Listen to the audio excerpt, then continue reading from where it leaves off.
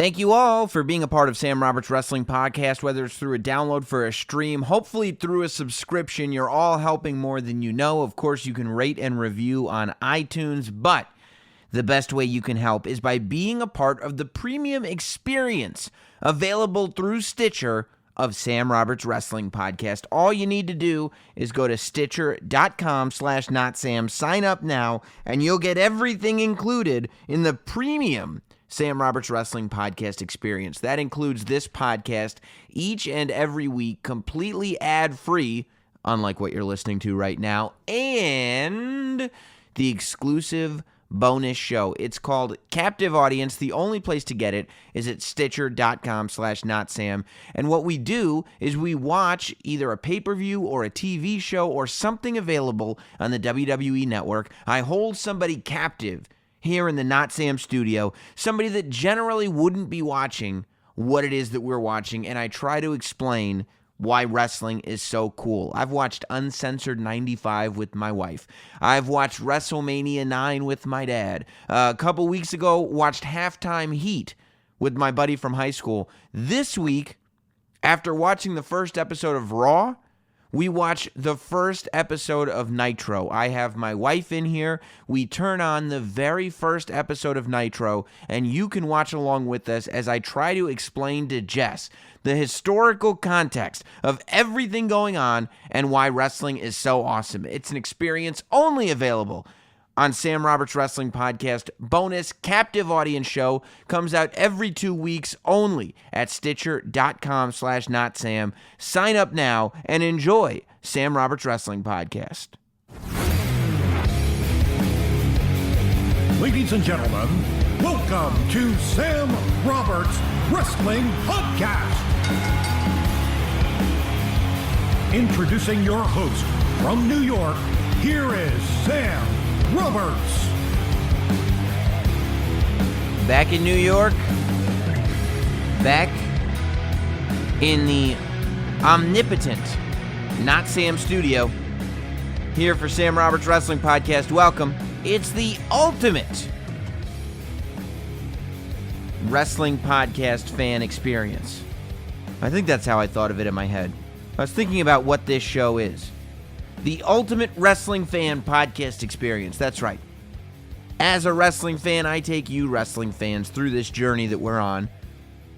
And I happen to be a wrestling fan that gets to do ridiculous stuff with all the superstars that we have here on the podcast and that haven't been on the podcast yet. As I said, back in New York from Chicago, I spent all weekend in Chicago for Money in the Bank weekend. I was part of the TakeOver Chicago pre-show. What a show. First of all, I get to Chicago, and my first stop, as should yours be, is Pro Wrestling Tees. Pro Wrestling Tees has a retail store, so I go there first, and I was kind of blown away because you never know. You know, Pro Wrestling Tees and 1 Hour Tees has been around for a while, and they really specialize in their online service. Right? I sell t-shirts through ProWrestlingTees.com/Sam Roberts. Many wrestlers and superstars and everybody's got a store over at Pro Wrestling Tees. So that's what they specialize in. But you go in, and this retail store experience, I had to compliment the guys because I was pretty blown away by what an investment they had made in their retail space. It looks cool. It looks like the type of spot, if I'm a wrestling fan in Chicago, it's the type of spot I want to hang out in. They got t-shirts everywhere. They got stuff that isn't available on the website. They got shirts that are screen printed. And if they don't have shirts on the shelves, they have like a computer up. So you can pull up, like, let's say they don't have any Not Sam shirts on the shelves, but that's what you want. There's a computer over there. You can pull it up and order it, and within an hour, they just bring it out from the back. They print it out for you, and you get it. It's just really, really cool. And it's cool to see representation like that. I can only imagine how busy it's going to get during All-In weekend. But it was awesome to see. It looks like the pro wrestling version of Hot Topic. And I think that's what they were going for. But and Hot Topic is a cool-looking store. Pro Wrestling Tees is a cool-looking store. So if you're in Chicago, check that out. They also do a bunch of autograph signings. And I didn't know what the hours were. I didn't get into Chicago until like 5 o'clock, 6 o'clock at night, something like that. And I go, I don't know if Pro Wrestling Tees is still going to be open, but I'll go and check it out. And when I looked up their hours, I saw that Bruce Prichard from Something to Wrestle With was at the store on last Friday, doing an autograph signing. And I was like, oh, even more reason. So I was going over there anyway, just to check out the store. But Bruce Prichard's over there. So I go, okay, let me go over there and check out the store and say hi to Bruce as well. I got to not only say hi to Bruce when I got there, I found him out on the sidewalk, gallivanting with the shady characters of Pro Wrestling Tees. But Bruce does this Dirty Dozen thing, where the night before his live events, he has a bunch of people, they pay for tickets, and they get to go. They meet him at a local eating establishment, bar, whatever it may be, and they go, they get drinks, and they get to sit with Bruce for a couple hours and just ask him questions. And I mean, just to observe the whole process was amazing, because it's the fan experience you would want. It's what I would want to do if I wasn't doing it. Like I'm lucky enough that I get to ask the questions, but it's even better than what I get to do, because when I have conversations with these guys off the air, you kind of have to act like a normal person. You know what I mean? Like, I kind of feel weird picking people's brains, because I almost feel like, they don't want to be talking about this right now. They don't want to be talking about work right now. Let's just hang out and have a loosey-goosey conversation. When you go to the Dirty Dozen thing, you know what's expected. You know what the event's all about. So you just get to go, you sit down, you have one-on-one access, and you get to pick Bruce Prichard's brain about all kinds of wrestling stuff. And I just loved being a fly on the wall, because everybody showed up knowing what the event was. So everybody showed up with all these smart questions, follow-ups from conversations he's had on the podcast, topics he hasn't covered on the podcast, asking about, why the WWE Network delayed stuff, asking about working with Vince back in the day, asking all kinds of stuff. And Bruce is, he's as forthcoming as you would think he would be. So I thought it was a really cool way to start the trip to Chicago. Then I end up going to, of course, TakeOver Chicago the next day, where I'm co-hosting or sitting on the panel alongside Charlie Caruso and Pat McAfee. And I just think the world of Pat McAfee and the addition that he is to those kickoff shows, because it's such a refreshing change of direction. Not to say anything about anybody else I've done those shows with, because everybody knows how much I love doing shows with Booker T and Renee and Otunga and everybody that I've done shows with. But I only say this because Pat McAfee brings something completely different, and quite frankly, something only Pat McAfee could bring to those shows. Just his humor and his ridiculousness. He can pull off wearing jorts and a top of a suit. He kept calling it a jort suit, but I'm pretty sure it's just jorts and the top of a suit, and some Yeezys, and showing up. And then Adam Cole comes in and interrupts the thing and has some words for Pat, and he's sitting there kissing EC3's ass and calling me stupid, and the whole thing, it was just a fun thing to do. And for me, it was one of the most entertaining pre-shows that I think I've been a part of. I thought Charlie was awesome. I thought Pat was awesome, and I love going back and forth with Pat. It was interesting, and the feedback that I got was overwhelmingly positive, and I really like how many of you guys like that matchup. Like having Pat and myself there on those NXT pre-shows, because I really like being there with Pat. And I also think that the dynamic that Pat and I have on those shows, and Charlie as well, but that specifically the back and forth that Pat and I tend to have on those shows is unique to those shows, meaning it gives NXT an even more individualized feel, which I think is just cool. Pat comes from the NFL. He kicked off a Super Bowl. He's an athlete, and he's got this amazing podcast with all these followers. So he comes with this credibility on board and really adds to the thing. Plus, he's a fan. Like, he goes and he actually knows what he's talking about. You throw to him for a comment on something that's going on the show, and he has an opinion, which is great. It's just great.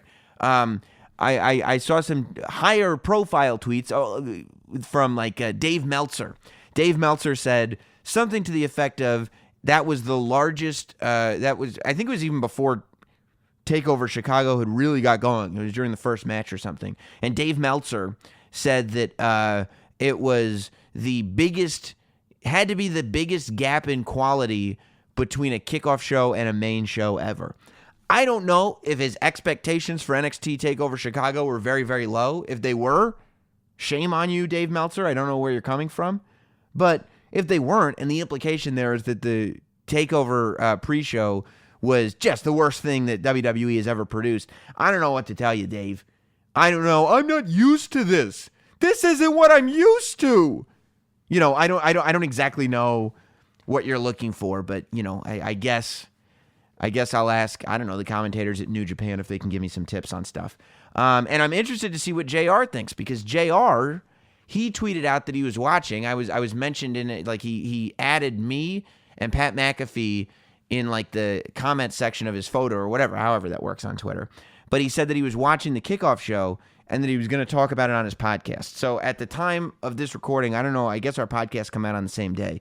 But at the time of this recording, JR's show has not come out yet. So I'm very, very anxious to hear what JR thought of the kickoff show. But I just thought it was I like the dynamic that Pat and I have, and I think it's unique to us, and Pat is a force into and of himself, and just I think the world of what he brings to the show. So very, very happy about that. And then of course I stuck around and was there for Money in the Bank as well, which was just, I think Money in the Bank was a great example of what dual-branded pay-per-views can be. You know, I thought it moved quickly. Now, the crowd was amazing.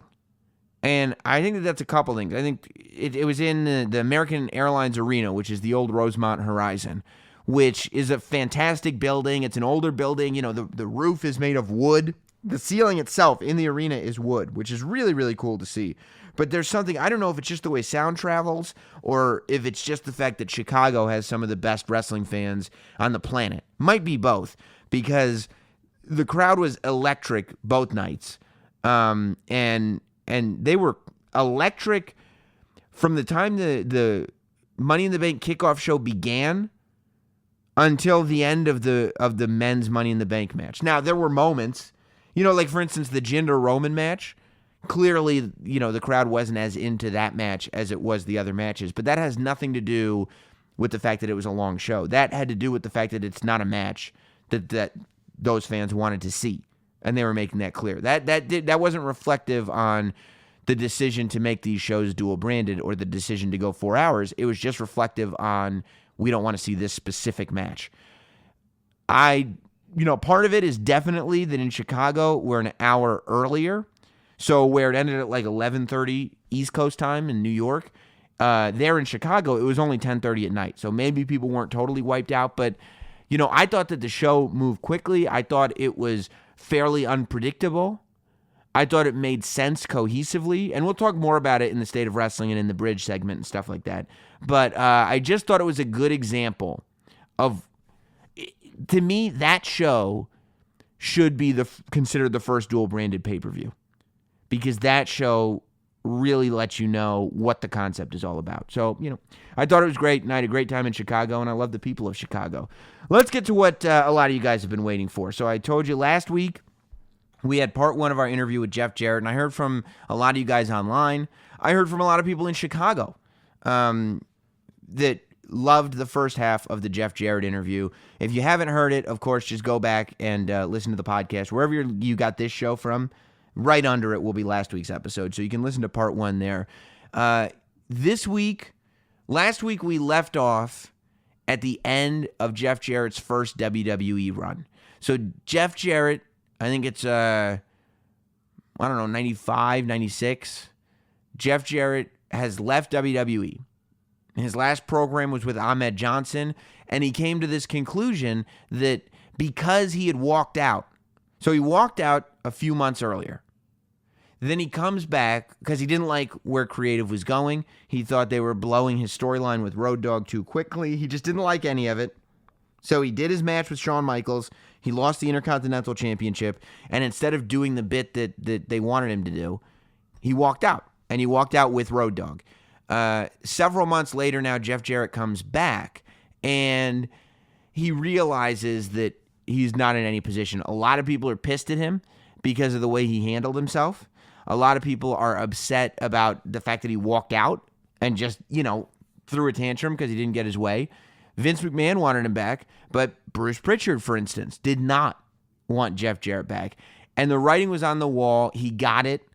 He's looking at the fact that, he comes back and he's got this program with Ahmed Johnson, and he realizes it's not going to get better for me. So that's when he decides to go to WCW. And that is where this interview picks up. It's the second half of my interview with Jeff Jarrett. He moves on from being Double J in the WWE to being Jeff Jarrett for the first time in WCW. Ladies and gentlemen, this week on Sam Roberts Wrestling Podcast, it is the second part of my interview with Jeff Jarrett. And now, the Sam Roberts Wrestling Podcast interview. Now, was it exciting to get, because you're talking about the opponents that you wanted to work with, you get to WCW, you're working with the Benoits, the Malenkos, those guys, right off the bat, pretty much. Right off the bat. Kevin Sullivan had worked with my father in the territory. I knew a lot of the names and faces. The NWO was just taking off. Right. Nitro was, a year old, if that. I mean, it was. Yeah, they started like September 95 was Nitro, so about a year. About a year. I think they'd gone to 2 hours. Man, it was, the Flair, the Four Horsemen, just the whole scene was red hot. And the Double J character had quite a bit of equity in it coming off that TV. That was, I was one of the first, I'll say the first, but that character was still, it was unique coming in. I mean, obviously Kevin and Scott in the main story, all of that was there, no question. But I was, obviously wasn't a part of that group.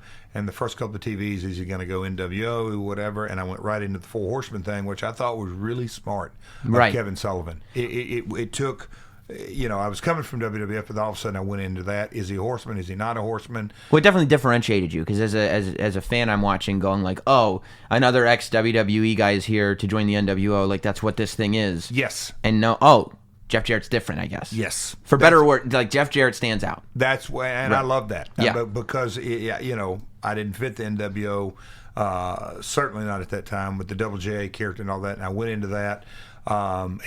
It was, and then the business was just beginning to just explode. Yes. And you're still friends with Scott Hall and Kevin Nash at that point? Oh, yeah. Yeah, so that's kind of a reunion. Yeah. How do you get along with Eric Bischoff at that point? Good. I didn't know him very well, but yeah, fine. Right, yeah. right. So you only end up there. You didn't want to go into 1 year. 1 year. Yeah, you're there. You didn't want to be in the NWO because you wanted to differentiate yourself. No, all of a sudden, just the way the things rolled out. I mean, it goes without saying. I grew up watching Flair. Right. Right. He came in the Bash, Great American Bash. I can remember there was a storyline where Coco Beware, before he was the Birdman, when he was Coco in Memphis, they did a deal, and Flair and Coco had a match in the Mid-South Coliseum in Memphis. I can remember as a kid watching it, just being, I think it's one of the best Flair matches I've ever seen live. It was just, the people in Memphis, they just knew Coco was going to win. Yeah. So, for me to get the opportunity to work with Flair and be in a Four Horsemen storyline and all of that, I was tickled to death, making great money and being a part of that. Was there was a bucket list quality to being a horseman? Yeah. If you want to say that, yeah. I certainly didn't think bucket list back then, but as I look on it now, but right. no, my mentality was they had the U.S. title. Kevin Sullivan, he would come up to me every night. I love your work, kid. I can't do it impersonation. But that style, a lot of bump taking. He'll put the guys over, whoever my opponent was, as much as possible. He put me in there against Paul White, the Giant, back-to-back pay-per-views. Just that whole vibe. I was super excited. How was Steve McMichael? I was working with Steve McMichael. I have said this whenever I'm asking about him. At that time, I don't believe I'd ever been in the ring with somebody. Paul White's is sort of a different because he's so big. But Mongo is my height or maybe a little bit bigger. Wow. You talk about extremely quick just because of it. I think he was not far from the gridiron, right. and his strength was incredible. Really? Yes. Wow. He could throw me around the ring with ease. So it seemed like you had a good time there. Yeah. Oh gosh, yeah. So what made you decide? And at that point, you leave, but Nitro is winning the ratings wars. What makes you decide? Okay, the end part of my WWE run, not the greatest, politically and on television. Had a great time in WCW. Ratings are up for WCW. Why do you go back to WWE? Obviously hindsight's going to be 2020, but I can remember watching both shows. Where would I fit in best? Where would I have the best opportunity? Obviously, in my gut, felt a lot of unfinished business, right. A whole lot of unfinished business, and just the vibe, and the wrestling historians will say for about a year, Raw was the better show. More compelling, sure. More storyline. I don't say more storyline. It was more. It was a more compelling show. It felt a little more cohesive too. Yeah. Oh gosh, without question. And it goes without saying. And I put this on my Instagram post as I was going through the Hall of Fame the year, and it made me reflect. When I got to WCW, publicly traded company. I've never ever worked for an organization that was so corporate. It was so foreign to me.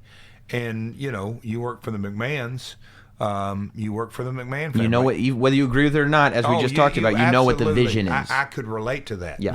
And the corporate world, Eric had so many things going on. He had to report to the other tower. You had Kevin Sullivan, Nitro's going from 2 to 3 hours. Oh, we're doing, it was. So even in that successful era of the show, that sort of mid to late 90s. Yes, you could see where this is messy. Oh gosh, yeah, right. Without question, and no, you can't point the finger at any one person. It's the environment. Right. It is truly an environment because Eric was running the show, but man, he had, I don't know how many bosses he had. Right. I mean, it goes without saying how many bosses, but the Raw and the way they were headed and the grittiness, it was again, and I'll go back. Probably the number one reason is I had some unfinished business left there. So you go back to WWE and you come back. I mean, for sure with a bang, with that sort of work shoot promo where you're just you. Did you have an idea of where you were going when you did that? Meaning, like, where is this character going? Oh, but yeah, I was the evolution of Double J. Right. Yeah, I'll just say that because obviously the cowboy hat, the singing cowboy, and then the WCW run and the Horsemen and all that. But coming in, I'll just call it more a defined single heel that wanted to get in the mix right away. Right, and it was a little bit more fitting for the show that was on TV in the sense that the sort of over the top gimmicks, country music singer guy, that era had passed a little bit. Oh, without question. Right. And to go back to that, I think that's one of the things that clicked in the early days of Double J. That era. Because they had gone through T.L. Hopper and some of the good and all that. My character, it was one of the last of that era presented that way in all the vignettes. I think that's what made it stand out even more. Right. But yeah, fast forward and along. the fact that you could actually buy into it. Even when we were kind of done buying into those characters, we bought into Double J because, like you said, it was that piece of your personality that was real. Without question. Yeah. You can't fake my accent. Right. Fortunately, unfortunately.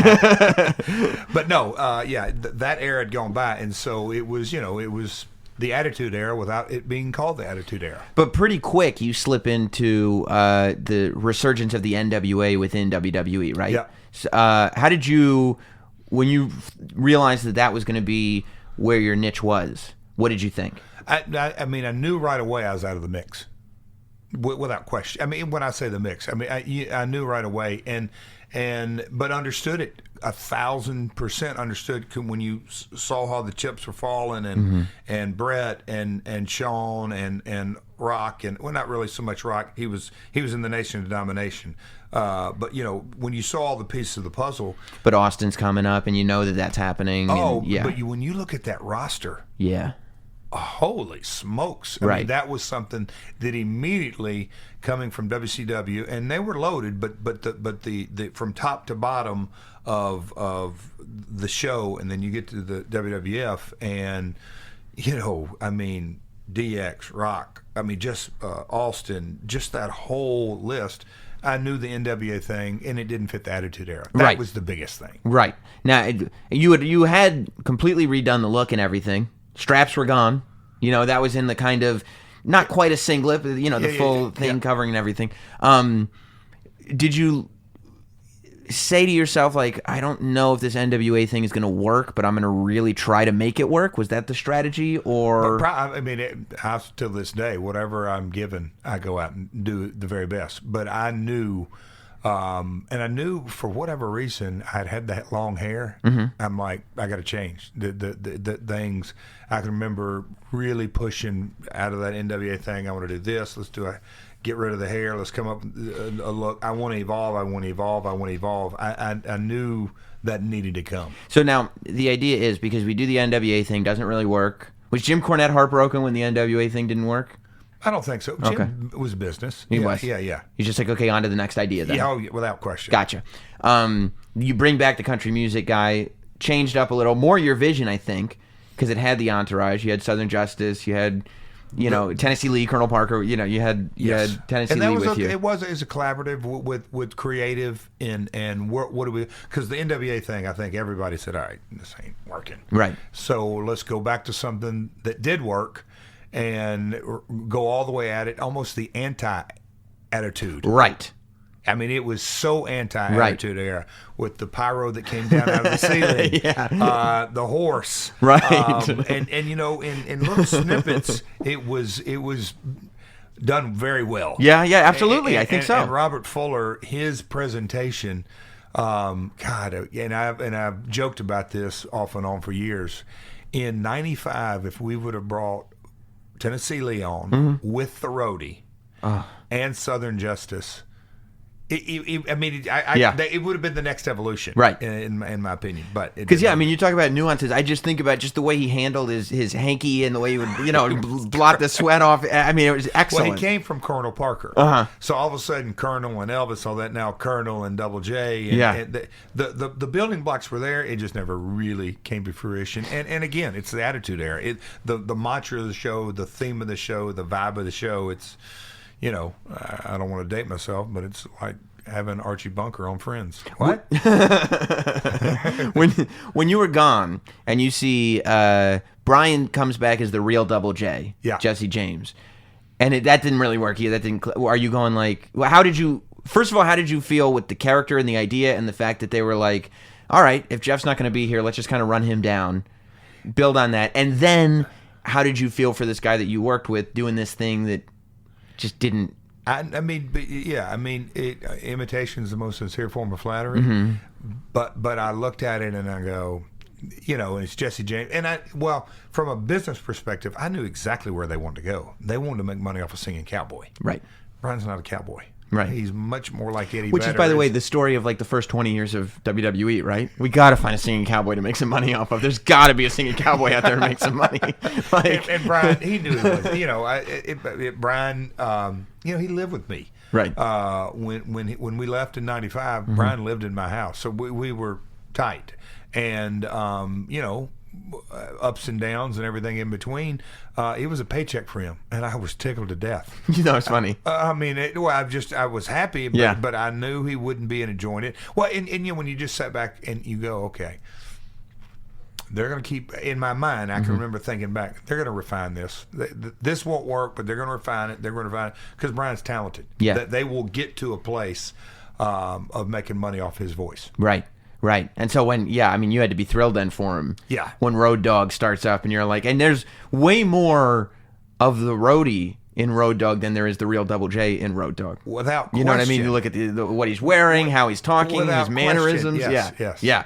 So you go back to being Double J, way over the top Double J though, which I think is the way to play it in the Attitude Era, right? Yeah. Right. Just ridiculous. Exactly. That was the main mindset. And then is that when you go, we got to change this altogether. I can't, because you can only go over the top for so long. Yes. Let's cut the hair. Let's change the look. Let's no more country star. Let's, let me be a little bit of a badass Southern guy. Well, collectively, everyone knew that. Okay,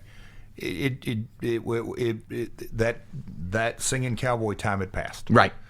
And I was ready to get a haircut a year before that, or a while before that, and ready to dive into that. And I can remember when the chips started falling. Oh man, we're going to be at the Garden, and it's a hair match. I'm not a bucket list in my brain, but no, that's cool. Right. I'm definitely down for that. Was there a part before that?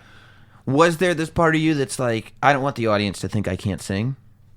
You know what I mean? Because that's kind of there are some that say from a character perspective, yeah, I thought it was definitely part of the backbone of the character. So roll it out at the appropriate time. Yeah. With really the handoff to Brian. Right. But timing. Going back to what we were talking about before. Yeah. So do you? I mean, that's it. I played an extension of my personality without question. Am I a great singer? No. Gotcha. Can I sing? Yes. Gotcha. And I come from Nashville. Nobody can sing in Nashville. They tune everybody's voices. No, I'm kidding. Does X-Pac become aware that this match is about the fact that you want to cut your hair, or do you guys keep that from him because you want to see him sweat because he doesn't want to cut his hair? Meaning, no, he knows. Yeah, a member of DX is not walking around bald, especially in '99 or whenever that was. Right. Yeah. Because I always wonder with 98. those hair matches. Like, I feel like part of me, the sick person in me, would want to keep both guys guessing until the very last minute. I like it. No. You know what I mean? No. I don't know. We haven't really decided which way we're going to go with this thing. No.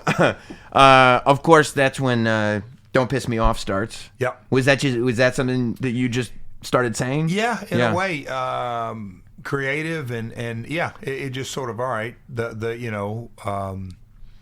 at that time the NWA, it was sort of like a natural progression, right? Of like there was something for you to rebel against. I'm tired of all this nonsense around me, all the crap. Yes. Yeah. Yes. Yeah. I just didn't know standards and practices would take such a hard line on piss. Isn't that amazing? You go back, even in the Attitude Era. First, I mean, I loved the way they tried to get around it on all the toys. It was like they wasn't even close. It was like, I think there was at all. One that said "Don't tick me off." Yeah, and I'm like, it was. What are we doing? Yes, and that surprised me. Yeah. Now, do you pay attention to your merchandise? Yeah. Like, are you because as a kid, obviously, I'm a figure collector, and that really upsets you. When they made first of all, it upset me that it said just "Don't tick me off," right? I was like, he's never even said that. At least put asterisks or something tick. He doesn't say that. The second thing that pissed me off is when the Jeff Jarrett with short hair action figure came out. It was literally Owen Hart with a goatee painted on him. Did you know that?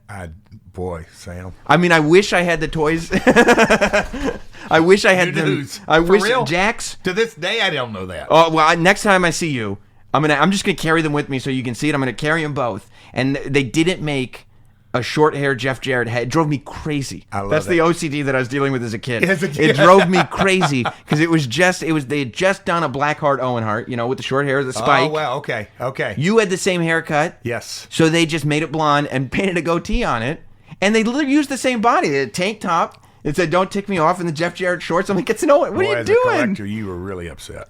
It ticked me off. I'll say that.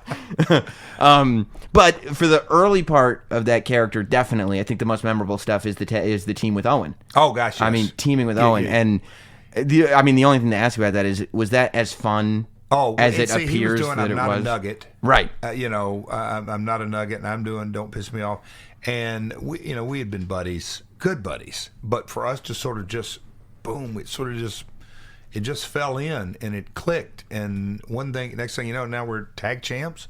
Yeah, I mean, it was like, and I'm getting paid to do this, right? I mean, it's great. And are you guys traveling together and doing the whole thing? Everything. Yeah, well, yeah. I mean, I was tagging along with Owen for free rides, but no, traveling and we would ride sometimes with guys from the office. But yeah, we rode together. Yeah, traveled together. It was good, man. It was really. God, man, it was a special time for sure. I'll bet. And I don't want to go too deep into it and make it too serious or too much of a bummer, but man, I always think about the fact that you guys were friends. not only right after what happened to Owen happened, did you just kind of keep rolling on? But I mean the match after. Like, it was like right there that night, you go out there. The next night after that, it's just we keep rolling. And I mean, how do you or anybody that was close to him, at what point do you grieve, and sink back to reality, if that makes sense? Well, Sam, I could really get long-winded and get emotional, but I won't. Mm-hmm. But for those who know, they'll know exactly what I'm talking about. Last year, at the end of last year, I wasn't one of my red letter days, let's say this. Sure. So the process that I went through, what was one of the things that was uncovered out of all of that, I hadn't even shared this with anybody, is that just what you said when you said the word grief, because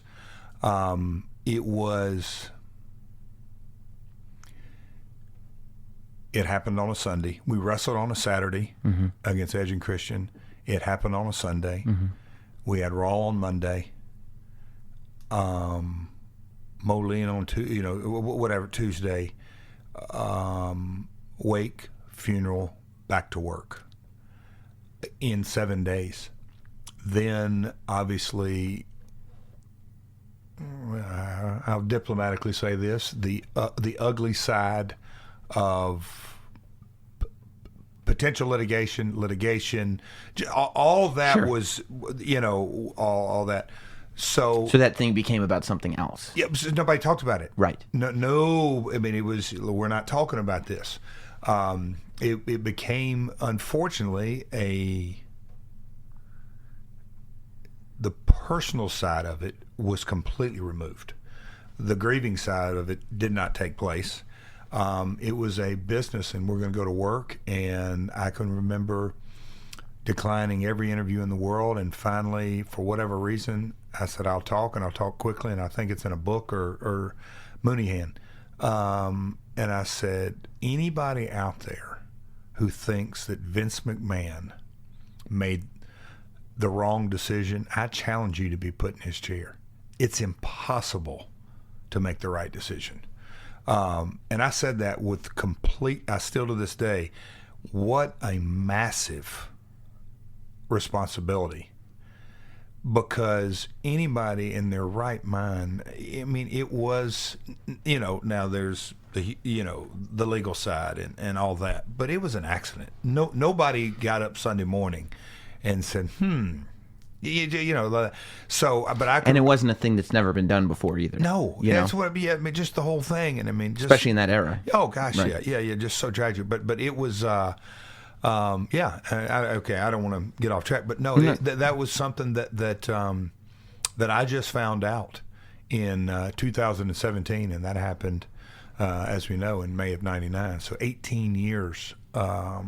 And so that's when you had, without going into detail, obviously, that's your personal business, but that's when you were like, you know what, I got to take some time, and this is one of the things that I have to deal with. What's that now? In 2017 is when No, that was uncovered in recovery. Right. Yeah. No, wow. That I had no idea. Yeah. On how much on how much it was really interesting when you start to unpack what's going on in your brain, and you're like, wow, that's just been sitting there, and I had no idea. Crazy. That stuff I referenced to you upstairs before we got started. Yeah. That's really amazing. Yeah, it is. It's truly amazing. And I feel today liberated on that, just because, man, what it was. But yeah, anyway. But no, to get back on, the time we spent is so special. Mm-hmm. The Edge and Christian, that part of the Hall of Fame speech, it just had to be in there. I could remember being in the gym as the days were getting closer to April 6th and making the speech and thinking about this and thinking about that, and the idea popped in my head. I said, that is something, with everything that went down, and just everything, and 18 years later, and I don't want to get too campy here, but there's no doubt in my mind, Owen, that put a smile on his face. That's great. Yeah, because, I mean, just me, Edge and Christian, during that time, the fun we had, and those guys were, really coming into their own. The matches that we would have every night, Yeah, not only were they fun, but me and Owen are two single wrestlers, and when they put us together as a team, man, I would have loved to have seen what could have been with us as a team. Yeah, I've always said that in the back of my mind that we were on the way. Yeah. Now, by the way, who played the Black Blue Blazer?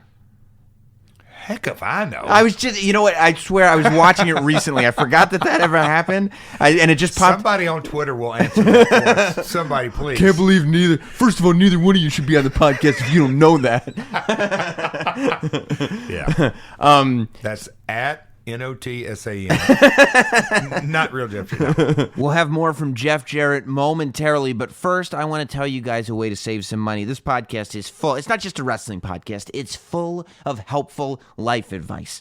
And some of that advice can be how to lower the interest rate on your credit card debt with a credit card consolidation loan. And the place to get that loan is LightStream. So LightStream rewards consumers who have good credit with a great interest rate and no fees. You can get a credit card consolidation loan from 5.89% APR with autopay. That's 5.89% APR with autopay. You choose your funding date as soon as today. It's true. I went on this website and I checked out what it's got to do. And what LightStream does is it rewards you for having good credit, and it helps you get out of whatever hole that you're in. If you want to get through all this credit card stuff, look, WrestleMania season was not that long ago, right? We all went kind of crazy with the WrestleMania merch. You look around the corner and you realize SummerSlam is almost here. We're going to go a little bit crazy with the SummerSlam merch. What are you going to do? You better clear out that credit card debt. You got to get a loan. You got to consolidate the entire thing, and you can do it with only 5.89% APR as long as you get autopay through LightStream.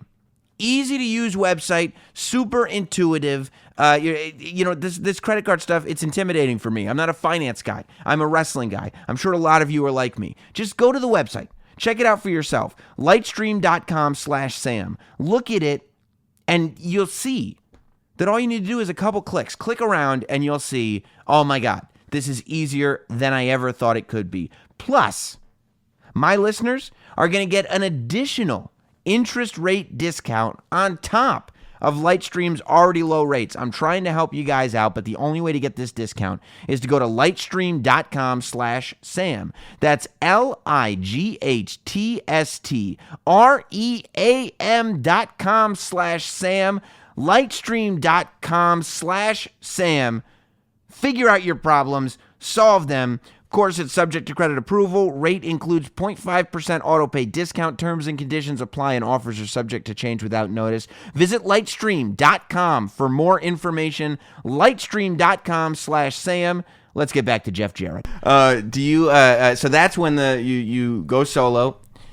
You become about the Intercontinental Championship and everything. And I think because of that run and the early run and the several runs, you've become pretty synonymous with that title. Mm-hmm. Like, you're on that short list of, like, name the Intercontinental Champions, the guys that and pretty damn proud of that, I'll tell you that. I think you should be. Yeah. But it's a big deal. I agree with you. I agree with you that because that list, I mean, you're talking about Mr. Perfect. I mean, I would put Bret Hart on that list, even though he's been. But I would, and I put Shawn on it. Absolutely, because when you think about, Honky, great champion. Mm-hmm. I mean, and he held it for a long time. Mm-hmm. And during the Hulkamania era, I think he was the perfect Intercontinental Champion because Hulk had his belt and all that. But then you had, highly entertaining character and Honky. There's only one Honky. But as it transitioned, you had Shawn, you had Kurt, you had Tito, but Morocco. But it came from back in the day, just that transition of that.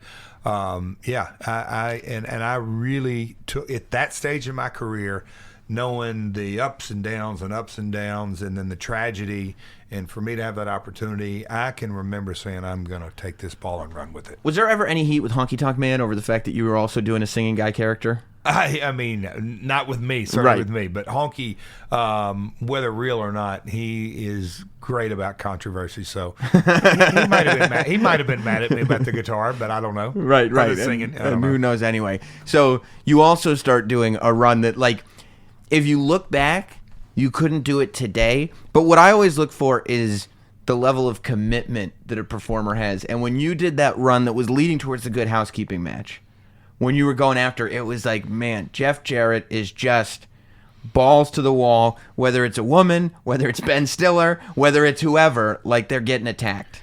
And I knew, and again, I'm blessed to be in the business and being around it and being able to not watch, just I can sort of step out of, all right, let me look at Double J here on camera and reveal that. I knew that it was a real opportunity to do, I hate to say the word groundbreaking, but at the time I said, this is good. Yeah. The Raw was obviously red hot. Everything going on, it was different. And then you just got to give it to China. When you look at DX, and I still say to this day, Road Dogg and China did a lot of defining to DX. Obviously, Triple H the leader, and Shawn was in the original. Excuse me. But X-Pac. But all that, but you know, China, you know, the eighth wonder of the world. Well, just in terms of the aesthetic, and I mean, I go back. That's what I'm saying. Yeah, it was there, and I'm like, okay. And then when we knew where we were going with it, I'm like, and that's really interesting. You said Road Dogg in China because I said, you know, my dad loved the roadie, and that's what made him like, say, like, who's this Jeff Jarrett guy? In terms of DX, it was China. Like that's the one that my dad, the non-wrestling fan, the guy who's like, this is all ridiculous. It's like, who's China? Well, I can remember them shooting DX as they would walk down the aisle, and you can go back and look on it on the WWE Network. A lot of China camera time. Oh yeah, she was defined. She had the look. She had the persona. She was great at what she, you know, how she defined that entire faction. So, and then the housekeeping and everything that went with it, and then Deborah and Kitty and Cindy Margolis and Moolah. It's one of my favorite guitar shots Cindy all time. Margolis. Just all of it. I mean, it was really good, compelling. Creative was on fire as it relates to that. One thing led to another. Over in the UK, we did a pay-per-view, and those people wanted to destroy, they wanted to kill me. Right. And I hate to say old school heat, but right. I can remember walking out, and I'm like, these guys they really don't like me. Right. And in the best possible way, in the way that I'm paying for a ticket because I want to see that guy's ass get kicked. Yes. Right? Like that is, and that's really rare, and it gets rarer and rarer, I feel like. But when you are booing the bad guy, it's everybody's doing their jobs right? Like this is what we've been working towards. Well, and everybody knew in the back of their mind China's going to kill him. Right. Even when I was cracking Moolah, China's going to kill him. Well, it was also, I mean, but even it was one of those things where like you'd see somebody, whether it was Cindy Margolis or whoever, and your music would hit, and you'd be like, it'd just be so tense because you're like, he's not really going to, but in your mind you were like, oh my God, I think he is. Well, the Ben Stiller shot that I just saw, I don't know, not long ago, somebody put it on Twitter. It's on the Hall of Fame vignette. It's in the Hall of Fame package. I watched the Hall of Fame package today. The hell out of him. Yeah, you did. I don't remember it being that stiff, but I got him. You did. I did get him. Well, you got to. You can't have Ben Stiller showing up and thinking, what a champ. This ballet. What a champ he is. He is. Was there any part of you that was not wanting to lose to China because? No. Or you were like, this is why we've been doing this whole thing. It doesn't work otherwise. Without question. Yeah. Without question. Yeah. I mean, it was, you know, even if we would have had a regular match, hindsight's 20/20, so I can't say it didn't happen. But knowing that was the kind of match that we were having, oh man, it was perfect. Yeah, it was perfect. What was your relationship like with Vince Russo at this point? It's good. I mean, it was good. It goes back to he was I say the original day. When he worked for the magazine, and I was the first version of Double J. I was nice to him. He was nice to me, but he wanted to do an article, and I've just been raised in the business. I don't care who it is. You're good to him, and we did a couple of articles, and we went out during the OJ trial. And me and Road Dogg did a whole shot out there of being in Hollywood. But no, it was a good relationship. Right. So this is a part where you leave WWE again, heading into that China match, and of course, and I think that the legend of you sticking him up for money has been pretty well clarified that you were getting the money you were owed. It wasn't an Ultimate Warrior scenario where you were trying to get more. But did they know Was it a surprise to them that when you came to them and said, "Look, my contract's up, I'm leaving after tonight"? No, they knew the week of. But the contract, and see, that's where, and I've got so much acceptance in my life now. It was meant to happen, but at the time, I was confused. I knew where the character was at. I wanted a better offer. I felt I deserved a better offer. And was there a part of you, too, that was going, I'm still looking at this roster around me, and now The Rock, and now Stone Cold, and now all these people are up here.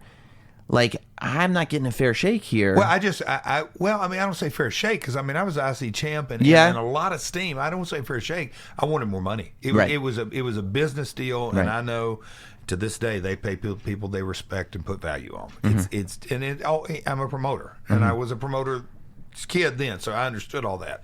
I thought I deserved more money, but Vince was in the process of literally traveling around the world, taking his company public. He was meeting with investment bankers in Germany and this and that. I thought that I was going to get a call, but JR was handling it all, and it was just one of those things. And me and Jim have done business together since, and all that kind of stuff.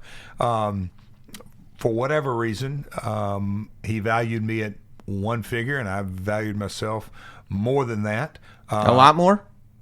Oh God, no. Because in those days it was downside. Gotcha. But I knew that I wanted to, and there was a lot of backstory that went into that. But I knew that I thought, just me, but I thought I deserved a lot more than he was offering. And you had been vocal about that.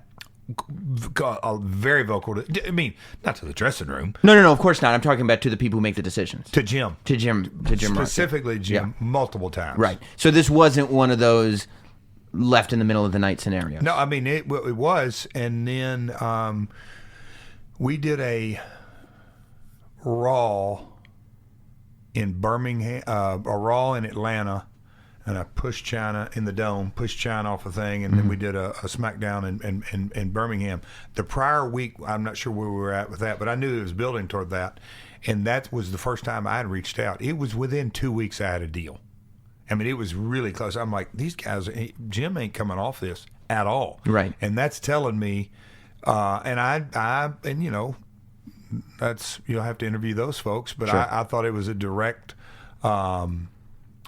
message from Vince, and I had acceptance back then. If Vince don't value, okay, let's move on. Right. I know somewhere that will. Did you get the feeling, because you don't know, I would have to ask them, but did you get the feeling that Jim Ross or Vince McMahon or any of the people were pissed that you maybe not had made that decision, but were saying, like, I need the money that you owe me tonight?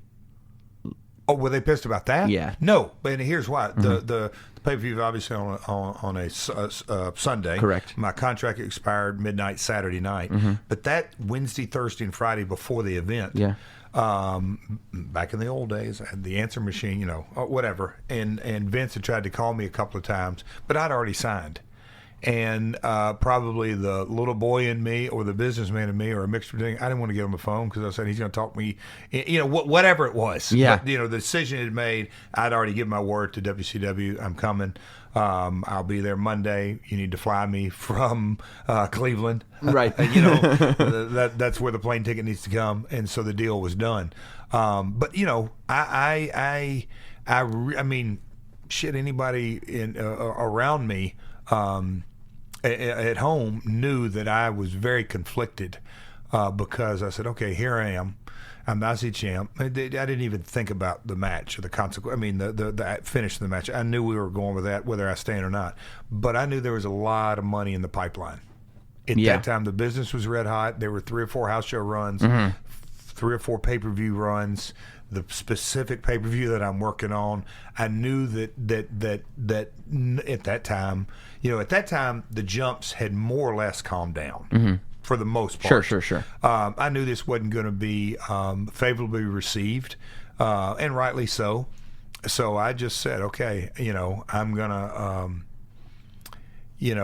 I'm gonna have to make a statement and get my money and get on with it and get out of everybody's hair. And when I said that to Jim, he understood. He knew where I was coming from. Yeah, he certainly knew where I was coming from, and they knew that I didn't have to be there. I was out of contract, so to speak, from a contractual point of view, and Vince did too.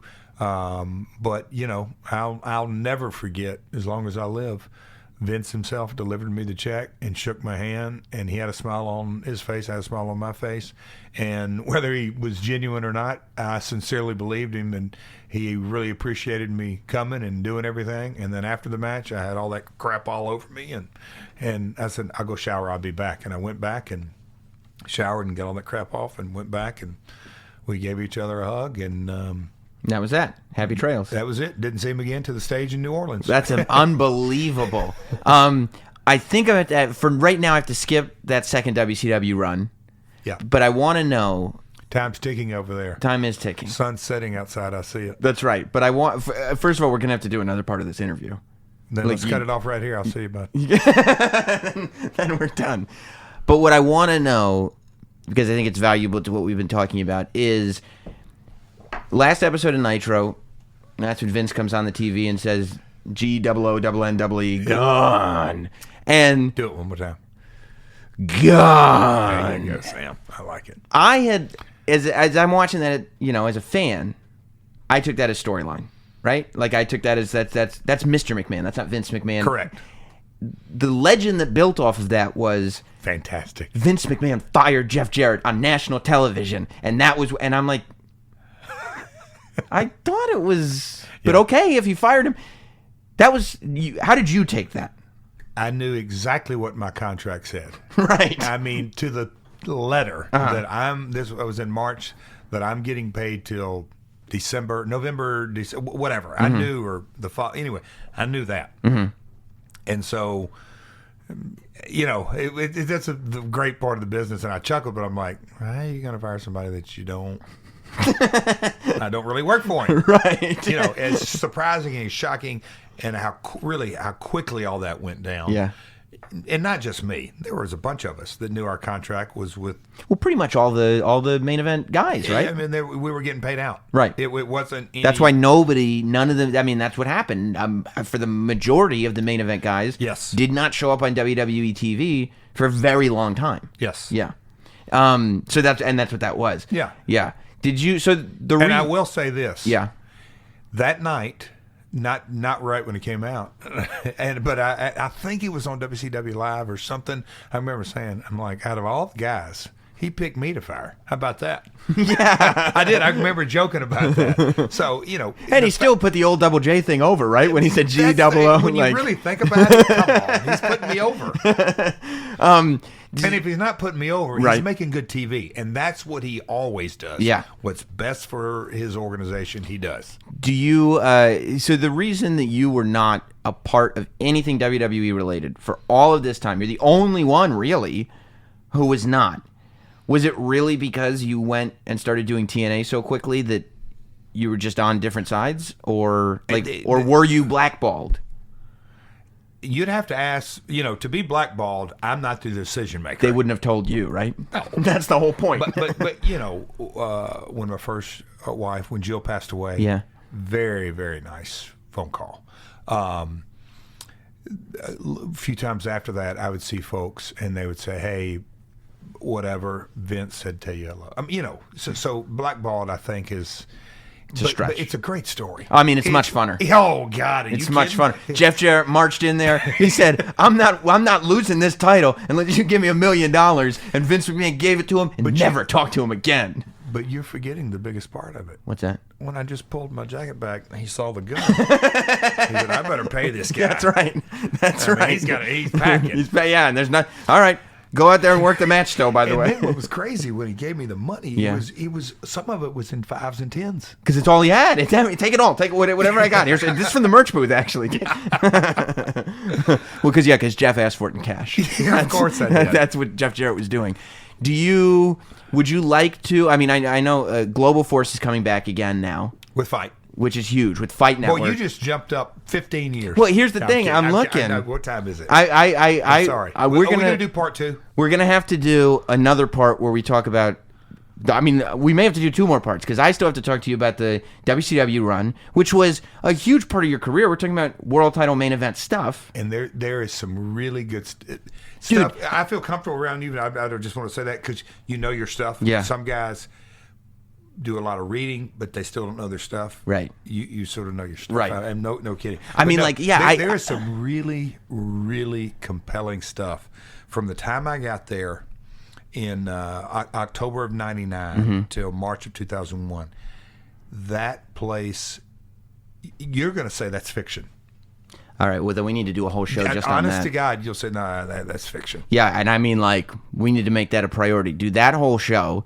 I mean, and also, even the basics. I want to know, I'm sure you've told it a million times, I want to know the Bash at the Beach story. I want to know your take on Arquette. All that, you were there for all of it, and I'm fascinated by the last 2 years of WCW as it is. And it is fascinating, and it is down in history. It's really a part of American. Just because, in my opinion, the way I look at it, now obviously we're probably a little older than a lot of your viewers out there, but it's Ted Turner and Vince McMahon. And Ted Turner, this media conglomerate, and Vince down here, the wrestling promoter, and how it went. And then all of a sudden he buys it pennies on the dollar. Unbelievable. What a success story. Unbelievable. It is, and I'm in there as a talent, right? Watching all this go around, and in Club La Vila or Panama City, and all of a sudden you go, "All righty, we'll see ya." Right. That's the moment. I mean, I'm sure you'd already had that moment before, but that's the moment when you give up predicting things. Like, I think I know how this is going to play out. You're like, you know what? I just got to ride this wave. Well, I can remember having conversations with production people there, and you just go, this is logical if you really sit back and look about it. It's a wrestling business. Right. Who else? Right. Yeah. Who wants to? Yeah, you're right. Well, we'll go. I mean, again, we have to get into all of that. We have to talk a whole TNA thing. We didn't even touch on TNA, and I got a ton of TNA questions from NWA TNA to Impact to this to that to Dixie to the whole thing. Fine. Yeah, I want to know all about all that stuff. So that's probably another 2 parts. I also, and I'll just ask you now. And this is strictly coincidence, right? So I used to have a giant Blu-ray collection and DVD collection. Oh, boy. Used to. Sold it in the garage sale to get me here. That's right. That's how I got you here. Folks. But, that's right. The reason I bring this up, actually I sold it all so I could pay WWE so they'll put me on TV. But. Of course. But the reason why I bring that up is because there's a few movies still in my collection that are just like my favorites. Life with Mikey. Spring Breakers. Oh, I mean, I jacked up on Jesus. I love Spring Breakers. I saw it in theaters. I was no way. I was Harmony, my man, Nashvilleian. Yeah. I just thought it was, the whole thing was unbelievable. He's the director of the movie. James Franco, it's the best thing he's ever done in my opinion. I'm a big James Franco fan. But I didn't know you were in it. Like, I don't just go like, oh, there's a wrestler in the movie. Anything that if there's a wrestler in, I'll go. If there's not a wrestler in, I'm not seeing it. Popped up on screen. Right. And you're there, and I'm like, how does Jeff Jarrett end up in Spring Breakers? You want to hear this story? Tell me. Do you not know this story? I don't. Oh, then you're not a real Jeff. No, anyway, this is crazy. So Harmony Korine, him and his wife, anyway, he's from Nashville, Story, all that kind of stuff. The casting agent, Lorraine Mayfield Casting, if you look on House of Cards, they also cast. They're a casting agent out of L.A. Guess who was supposed to play that role? And as you saw the movie, there's cameos and stuff like that. Yeah. Val Kilmer.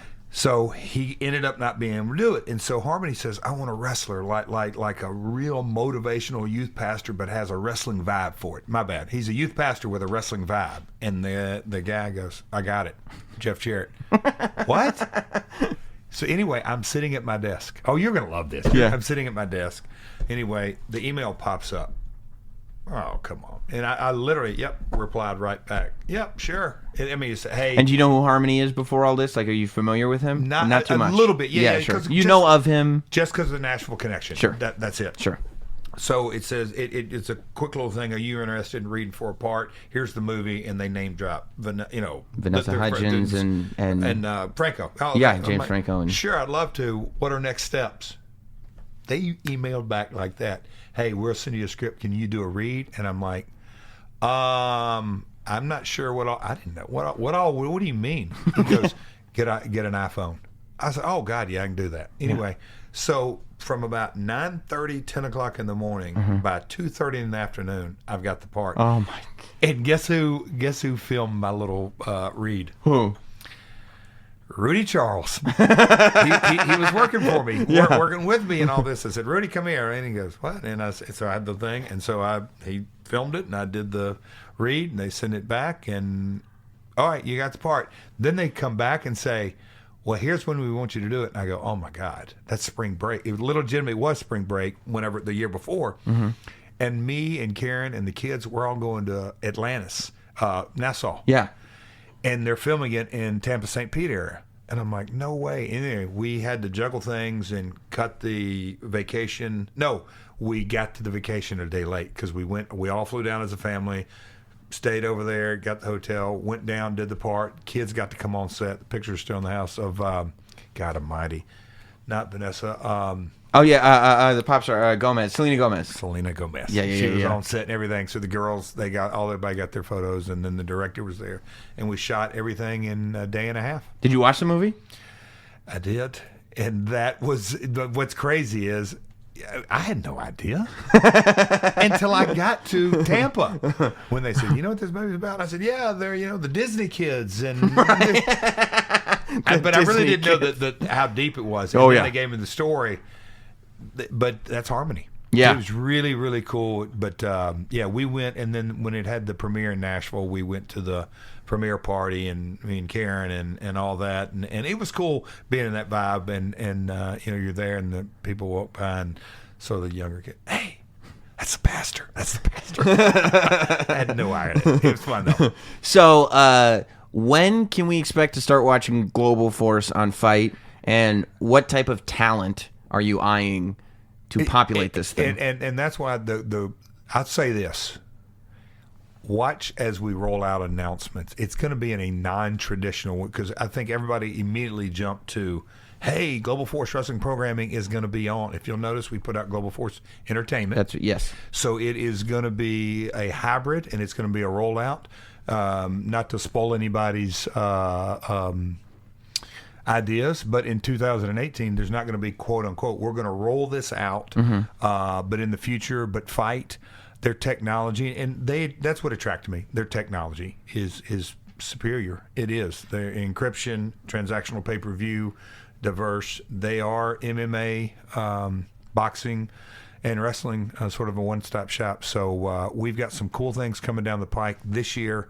Look for a big event at the end of this year, and then we'll go from there. Well, I love it. And I'm going to have to go to the big event, or do the big event in New York so I can get you back in this studio, because we still have a lot of ground to cover. I mean, we've been talking for a long time. I could talk to you long time. It feels longer. It is. I'm kidding. I enjoyed it, man. I could really easily. I knew I would, too. Yeah, well, I would tell you. I decided I usually just go for it, and whatever, where the conversation takes us. I have 2 pages of questions here. Get out of here.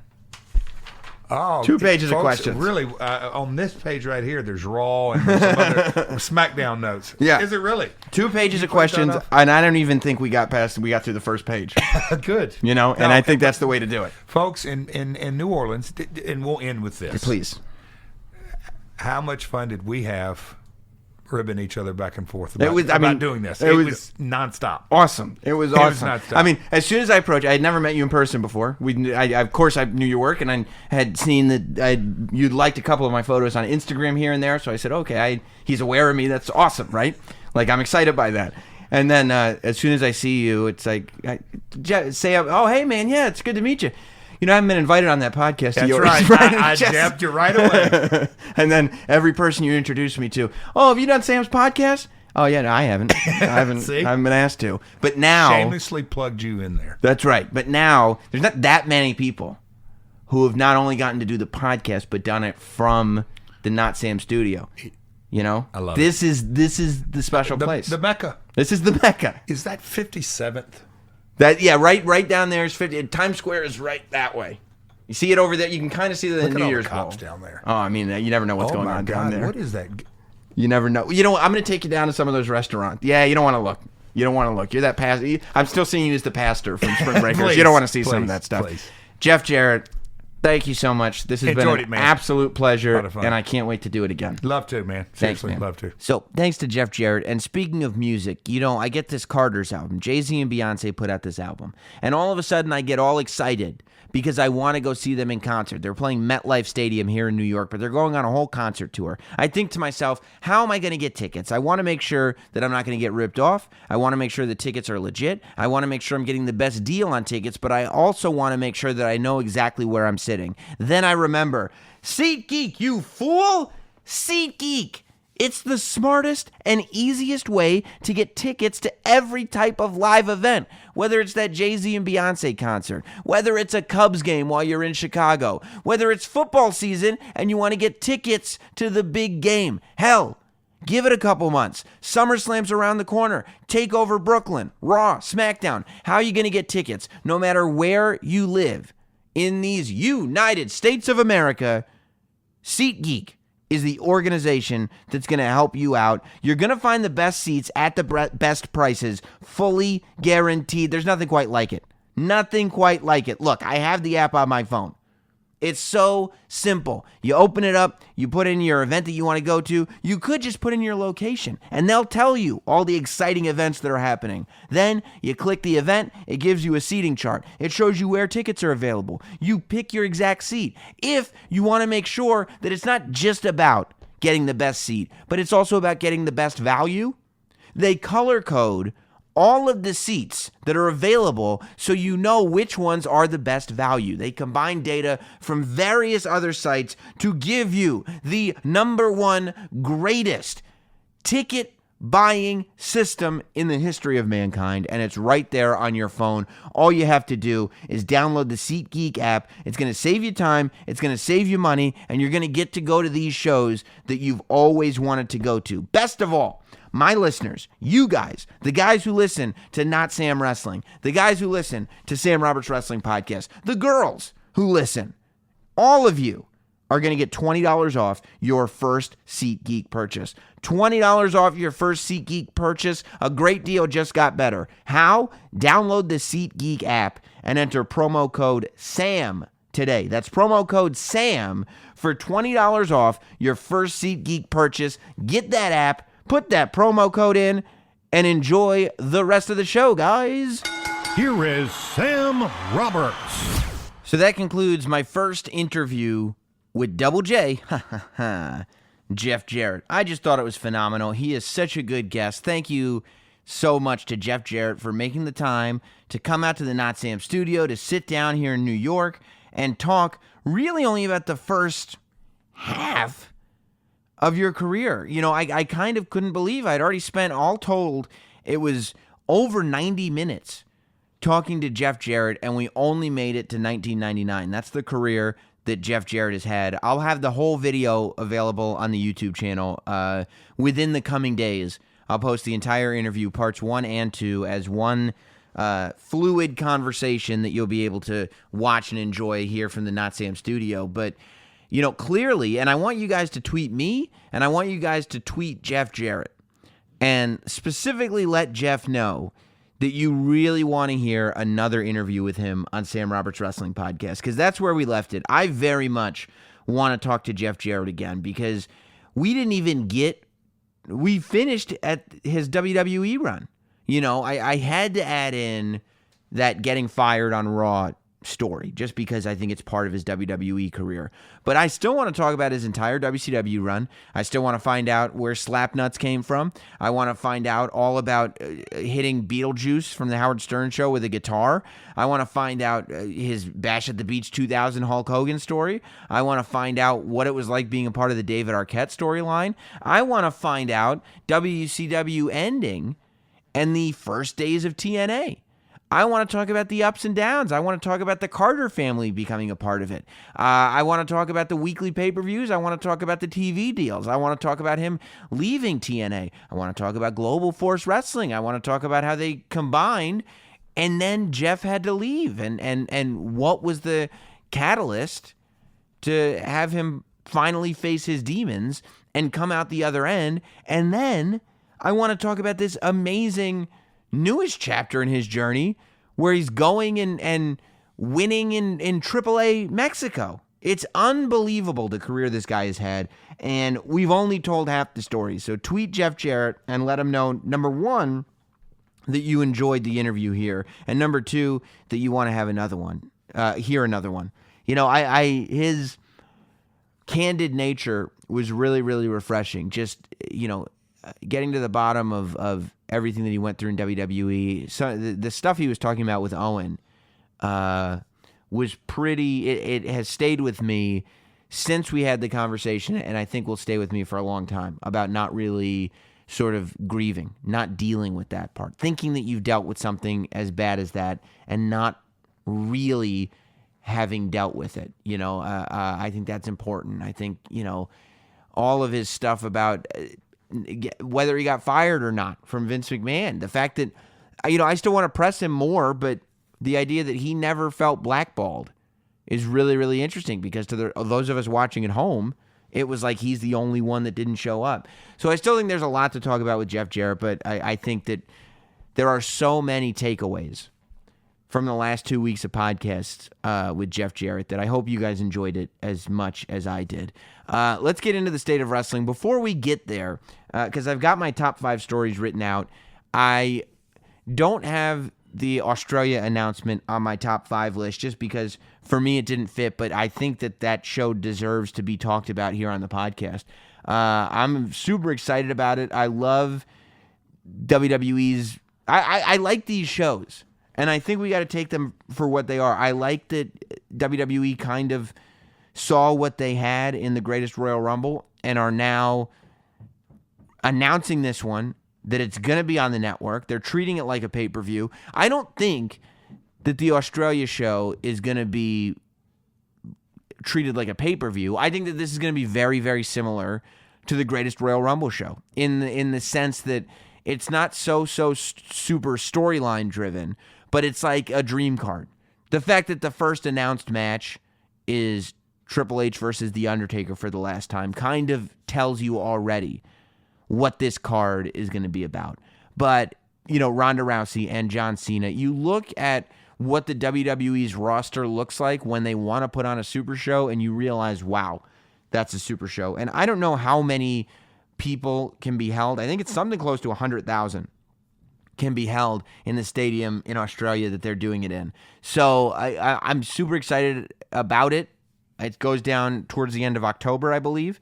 So obviously, you know, presumably we'll continue to hear about matches as they're announced, but let's be honest, talking about the Greatest Royal Rumble, that Undertaker-Rusev, Undertaker-Jericho, Undertaker-Rusev casket match was changing up until the last minute. So who knows if we'll hear anything about the specific matches. I think it probably depends on ticket sales. If ticket sales are great, you know, as soon as they go on sale, I don't think WWE really even needs to figure out what matches they're going to put on. But, you know, one interesting thing is that the Greatest Royal Rumble had this hook where they could put on a 5-hour show because you've got a 50-man Royal Rumble. A 50-man Royal Rumble is going to take a minimum of 90 minutes. So you wonder, you know, is there going to be something like that on this show? Or is WWE going to put together, you know, 13 or whatever it is matches to fill that time? And if they do, what are these matches going to look like? I think part of the appeal of the Greatest Royal Rumble was that it was all sort of crazy dream matches. It was either a title match or John Cena versus Triple H or the Greatest Royal Rumble. If you're going to put together a card with like 13 matches on it to fill 4 or 5 hours without a Greatest Royal Rumble at the end of it, you're not going to be able to do all title matches. You know, some of that stuff, I would think, may have to be filler, unless they fill out their roster even more. Who knows? Who knows what the plan is? I like that WWE is putting all of this effort into these international shows, and specifically that we're getting to see them. Expectations need to be proper going into this thing. You know, I think the people who didn't like the Greatest Royal Rumble were people who had the wrong expectations. I think that we should think about Starrcade that went down in December in Greensboro, North Carolina. It was an untelevised house show, but it was basically just a house show with some specialties thrown in. Goldust wrestled as the natural Dustin Rhodes. There was some of the legends were there. Like, it was just sort of a tip of the hat to the fact that, hey, it's December, it's Greensboro, it's Starrcade. A lot of us were annoyed that Starrcade wasn't on the WWE network. Not to say that if Starrcade was on the WWE network, we should expect, some kind of pay-per-view, a pay-per-view quality. This is where we separate the men from the boys. This is where storylines are climax. No. We should treat this like a super enlarged in every way version of the Beast from the East special, of the Brock Lesnar versus Big Show Madison Square Garden special. We should treat these like network specials that they're putting on these massive shows overseas, and because the network exists, we get to see them too. I think that should be the takeaway. Not dissimilar from during the Attitude Era when WWE was running UK exclusive pay-per-views, where you would have some stuff like Shawn Michaels winning the European Championship from Davey Boy Smith. But in general, it would just be like, oh my God, these amazing matches. It wouldn't be something that the next night on Monday Night Raw or the next week on Monday Night Raw would require a whole bunch of recap, if that makes sense. So I think that it seems like this is going to be a theme going forward, right? We had one in April. May, June, July, August, September, October. 6 months later, we're having one. Are we going to have a show every 6 months? Are we going to have a show seasonally? Who knows? But I like it. I think part of having the WWE Network is put on some more content. Why not? Why the heck not? All right, let's get into my other top 5 stories of the week now with the state of wrestling. It's now time for this week's State of Wrestling.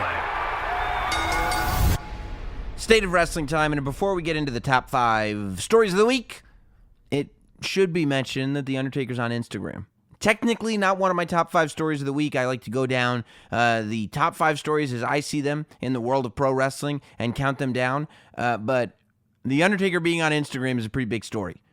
I don't know if he does it from a coffin, if he does it from underground. I don't know what the cell service is like underground, but Instagram/Undertaker, there are 3 photos.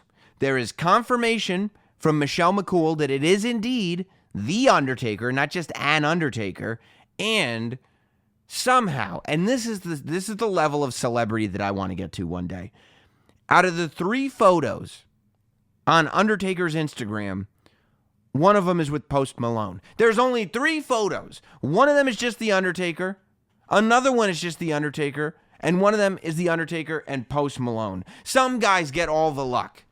How does Post Malone get to be the number 2 on The Undertaker's Instagram right now? I don't even have a picture with The Undertaker, let alone a picture with The Undertaker on The Undertaker's Instagram. It would make my life. But I guess I'm no Post Malone. So I don't know. I never thought a day would come that The Undertaker would enter into the world of social media, but he's already got 1 million followers. I guess they're all creatures of the night. I don't know for sure. But Undertaker is on Instagram, and it is an amazing day in America. It's the best news. It couldn't be better. I'm so excited to see what The Undertaker's got on his mind. Now, he's not been going too caption heavy. I think in the Post Malone photo, he said something about when worlds collide. But like the one photo of just him by himself, there was no caption. So maybe this is going to be one of these Instagrams that don't have a ton of captions. I would hope not, because The Undertaker is a man of few words. My preference, if you are going to have a caption, it should say rest in peace. Undertaker's Instagram is going to get very big whenever a famous person dies, because that hashtag RIP, it's going to be on every photo that The Undertaker publishes. So, yes, congratulations to The Undertaker for joining the world of social media. If you're not dead inside already, social media will make sure that you are dead inside. The Undertaker is truly about to become the dead man by dealing with everybody who's going to be leaving comments on his Instagram page. So congratulations, The Undertaker. You may have made a huge mistake. If anybody can squeeze the power of the urn or squeeze out the power from the urn, it's people on Instagram. Congrats, Undertaker. I'm glad that you're here. I'm going to follow you, you know. I mean, hell, I created an Instagram for my shoes, not shoes_IG. I'm a fan of Instagram, but it's interesting to see the Undertaker there. That's all. I'm very anxious to see how he feels about it and what he makes of it. It should be a good time, though. It should be a great time. All right, let's get in to the top 5 stories of the week. First, we go to story number 5, a story that broke at the day this is being recorded. I record on Wednesday, and this Wednesday, we found out that Vader had passed away. Of course, Big Van Vader, a staple of early 90s WCW. Before that, he became huge, just a giant heel in Japan. And then, of course, had a pretty memorable run in WWE. So I first became of the man they call Vader when he was Big Van Vader in WCW. You know, it was probably like 92. So I was like 9 years old. A little young, hadn't really gotten into the Japan stuff yet, wasn't a tape trader yet. So I was just kind of exploring this large world of pro wrestling. And I was a WWF kid. And Vader shows up. And he was just the man. You look at the stuff Vader was doing in WCW, and you keep in mind that most of the people that were exposed to WCW in 92 were the people who had learned what wrestling was by watching WWE and seeing that style. When Vader came out, it felt, it looked, it smelled real. It all of a sudden was a totally different style. You had this giant mastodon come to the ring with a smoking steel helmet that stretched across his entire massive frame. I mean, he must have been 7 feet across. And that's how big this steel mask was that he wore. He would put it down on the entrance ramp and he would walk in, and you'd be sitting there going, how is Sting going to overcome this guy? How on earth is Sting going to beat Vader? As a WWE kid, there weren't many guys, WCW originals, that I liked. I liked Vader. I liked Cactus Jack. And that's because they felt so different. So you can only imagine how excited I was when Vader and Cactus Jack started this storyline that really ended up giving Mick Foley a lot of memorable moments. Of course, he was in the match with Vader when his head got stuck in the ropes and his ear ended up getting torn from his head was Mick Foley. The match from WCW Saturday Night that I think is on one of the Mick Foley DVDs between he and Vader was so brutal and really ahead of its time. It was an Attitude Era style match a couple years before anything like the Attitude Era had started. And it ended with the storyline of Cactus Jack going away for a while and having amnesia, and then eventually returning and his amnesia went away. But with Vader, you believed stuff, even the ridiculousness. Somehow, Vader was able to go through a series of vignettes, like the White Castle of Doom, with a little person shark swimming in the water and everything. I mean, those WCW mini-movies that they did were about the lamest things that you have ever seen in the world of wrestling. But Vader somehow did not lose credibility. That's how good Vader was. Vader could star in the White Castle of Doom and still come out the other end as a credible, intimidating opponent. Of course, he held the WCW World title. I believe he ended up losing it to Ron Simmons, but he was a real, incredible champion. I mean, this was a guy that would have these matches where you'd go, I don't know who's going to beat this guy. I was very excited when he showed up in WWE. You know, his WWE run did not go like it should have. But more than half, almost the first 3 quarters of 1996 was really awesome for Vader. He shows up at the Royal Rumble, and a big deal is made out of him. You know, he's not repackaged. He's not given a new gimmick. It's Vader, the Vader that we all know from WCW, from Japan. The Vader that has torn opponents apart is now here in WWE. And he comes out the night after the Royal Rumble, and he puts hands on Gorilla Monsoon. Now, as long as Gorilla Monsoon had been the commissioner, which he was at the time of WWE, and before that, as long as Gorilla Monsoon had been a commentator, no one had ever put hands on Gorilla Monsoon. This was at a time where putting hands on authority figures was very, very rare. But literally, Since he stepped down from his role as a wrestler, nobody had put hands on Gorilla Monsoon. And not only does Vader put hands on him, but he Vader bombs him and takes Gorilla Monsoon out of the picture altogether. Incredible. Incredible. I was on board with Vader. I really wish the Vader run had continued because I was on board when it was Vader versus Shawn Michaels at SummerSlam. I was excited. Shawn Michaels, when has he ever had to go toe-to-toe with a villain like this, with a monster like this? You know, I mean, we'd never seen anything like Vader, and I'll tell you why. Because he was this massive man, but the athleticism was unbelievable. You know, I would put Vader on when you talk about best big men of all time. Vader is very high on the list. I would actually put Vader even above Bam Bam Bigelow, and Bam Bam Bigelow is one of my favorites of all time, especially in terms of big men. Vader was to the early and mid 90s what Braun Strowman is now, except he was a bad guy. And he was a scary bad guy, and he legit kicked the crap out of people. Except in Beyond the Mat, he's working on his real estate degree and he's wearing a gold watch. But beyond that, if you're not watching Beyond the Mat, if you're just watching his in-ring performances, my God, was he impressive. Such a Vader fan for a long, long time. And I was bummed out with the way his WWE run went. And you know, who knows? You know, was that because WWE didn't use him right? Was that because he wasn't in good shape anymore? He couldn't go like he used to go? Maybe he was past his prime early? Who knows? Who knows what went down? I don't. I wasn't there. But what I can tell you is the beginning of his WWE run was incredible.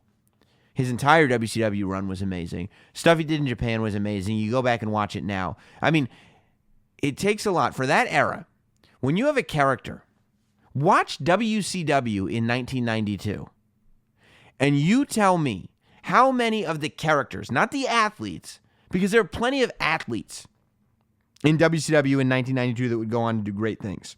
You had Steve Austin there. You had Mick Foley there. You had all these guys, right? But how many characters could you pluck out of WCW in 1992 and place into WWE in 2018 and have them be just as, if not more effective? Because I'll tell you right now, if it was 1991 and Vader got into a time machine and showed up on Monday Night Raw next week, people would go nuts for him. If he were the Vader of old, people would go nuts for him. He's still... Vader, the character of Vader may age better than just about any character on TV. You could watch Vader now. Same thing happens for Stone Cold. And Vader, of course, I'm not putting him on a level of Stone Cold. But when you watch Stone Cold, when you watch The Rock, when you watch those guys, the biggest characters in history, you watch those characters and you're like, man, those are cool even now. Vader is in that category. And that category was way smaller in the early 90s as opposed to the mid to late 90s.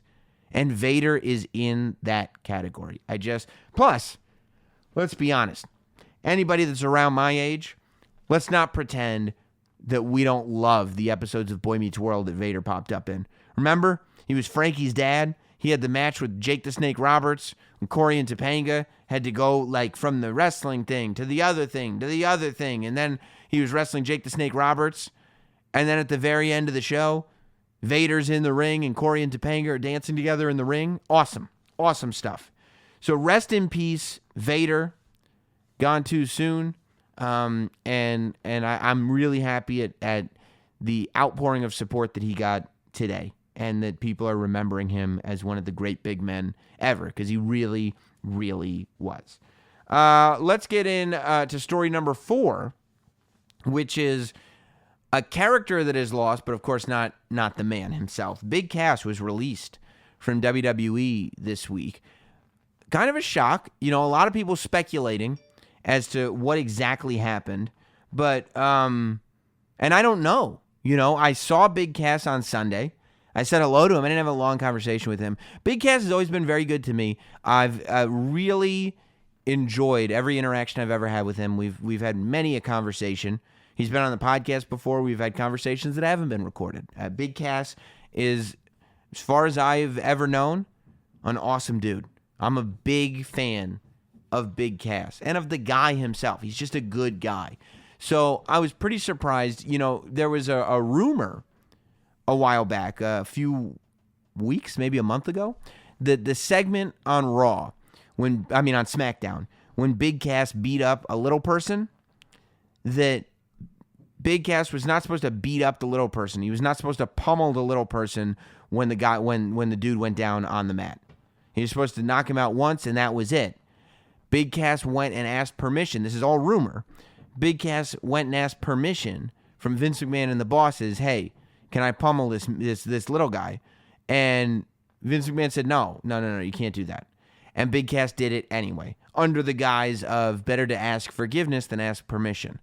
Well, I tell you, if that's true, you can't ask for forgiveness already after you've already asked for permission. If somebody asks me for permission and I say no, and then they do it anyway and ask for forgiveness, I'm going to go, hey, up yours, man. You already asked me for permission. You have to do permission or forgiveness, not and forgiveness. It's not easier. You would say, well, I'd rather ask for forgiveness than permission. Okay, I'd rather ask for forgiveness and permission. No, you can't do that ever. It doesn't make any sense. So if that story is true, I can see why WWE would be upset with him. But, I also wouldn't see why it would take weeks to get all this done if they're going to let him go abruptly. Now, it says they came to terms with their release. There was no wish him the best in his future endeavors. He did not get the future endeavor mention. All it said was they'd come to terms on the release that William, whatever his last name is, and WWE had come to terms on the release. And, Big Cass was not in WWE anymore.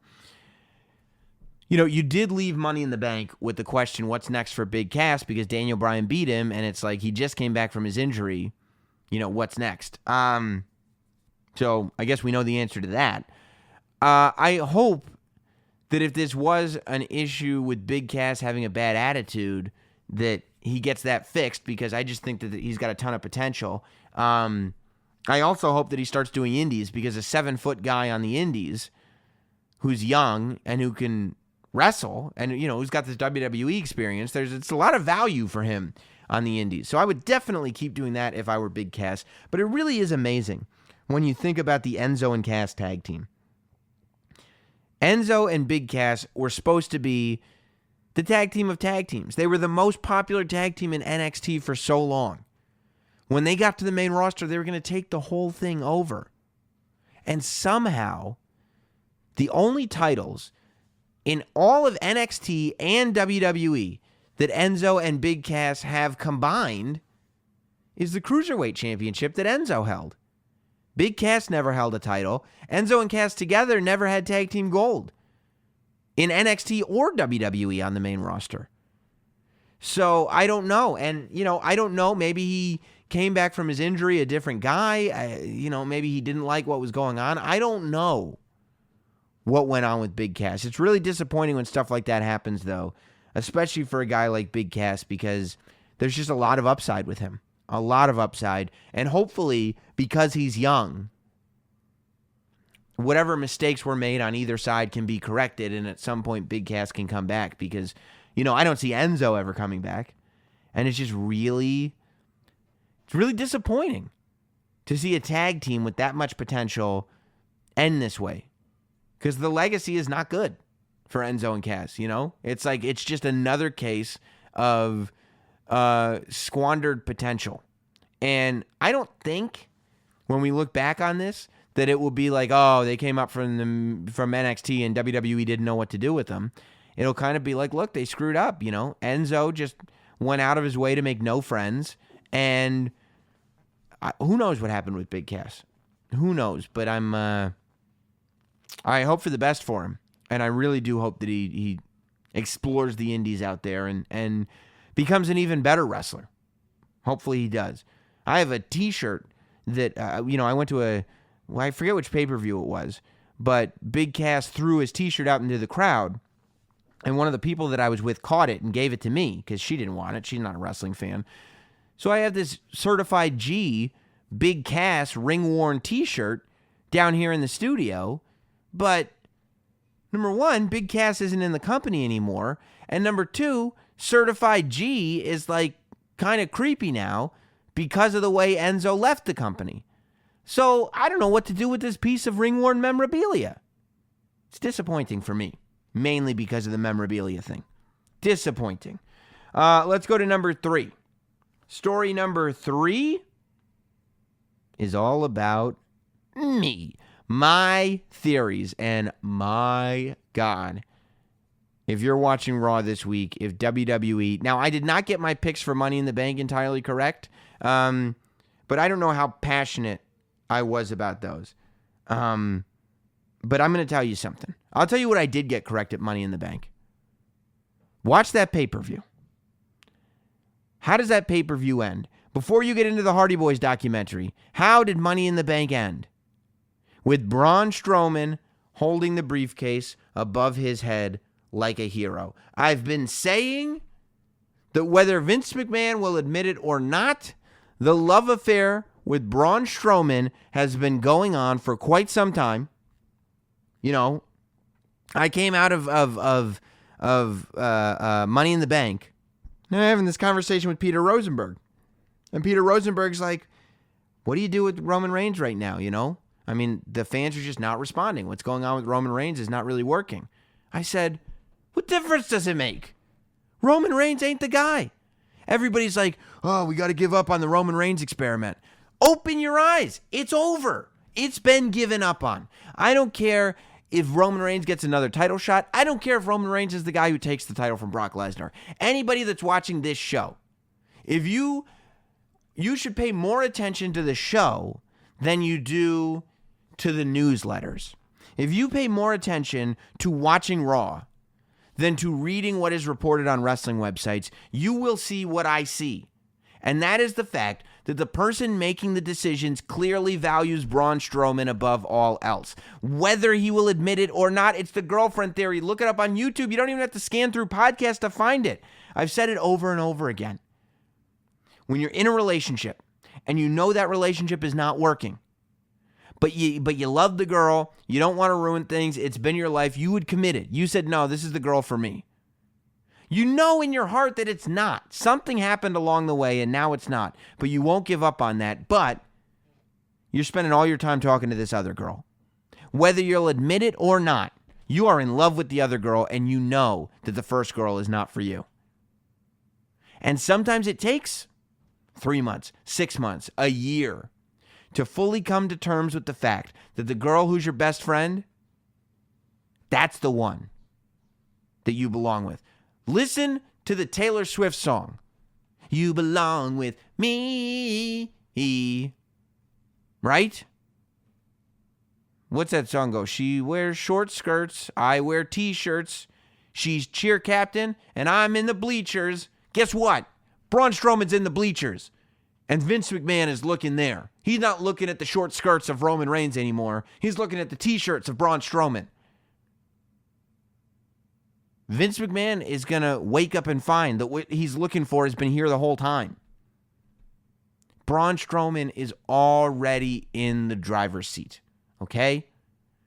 And my theory was proven 100% correct by the fact that the Money in the Bank pay-per-view, okay, you could have ended it with various different matches. You could have ended it with Roman Reigns on top. You did at Backlash, and it didn't work. What did you decide to do? You decided to end it with the men's Money in the Bank match, and instead of giving it to a heel, instead of giving it to a character that normally wouldn't get a title shot to make it compelling, you give it to the most unbeatable guy on your roster, Braun Strowman. Why? So that Braun Strowman can have a trophy that he can hold over his head to end another pay-per-view with. It might as well be the Universal Championship in Brock Lesnar. Braun Strowman is your guy. Now, we get to Roman Reigns, and I've been saying for weeks and weeks and weeks, the match you need to have is Bobby Lashley versus Roman Reigns. They announce that at Extreme Rules, there's going to be a multi-person match to find out who's going to wrestle Brock Lesnar next, and Bobby Lashley and Roman Reigns are both in it. For some reason, Roman Reigns does not have a problem with the fact that there's going to be a multi-person match. Roman Reigns has been marching around, announcing himself as the uncrowned champion. Roman Reigns has been walking around saying that he was screwed, he was cheated, he won the match, he should be the champion. If that's who Roman Reigns is, he should not accept a multi-person match.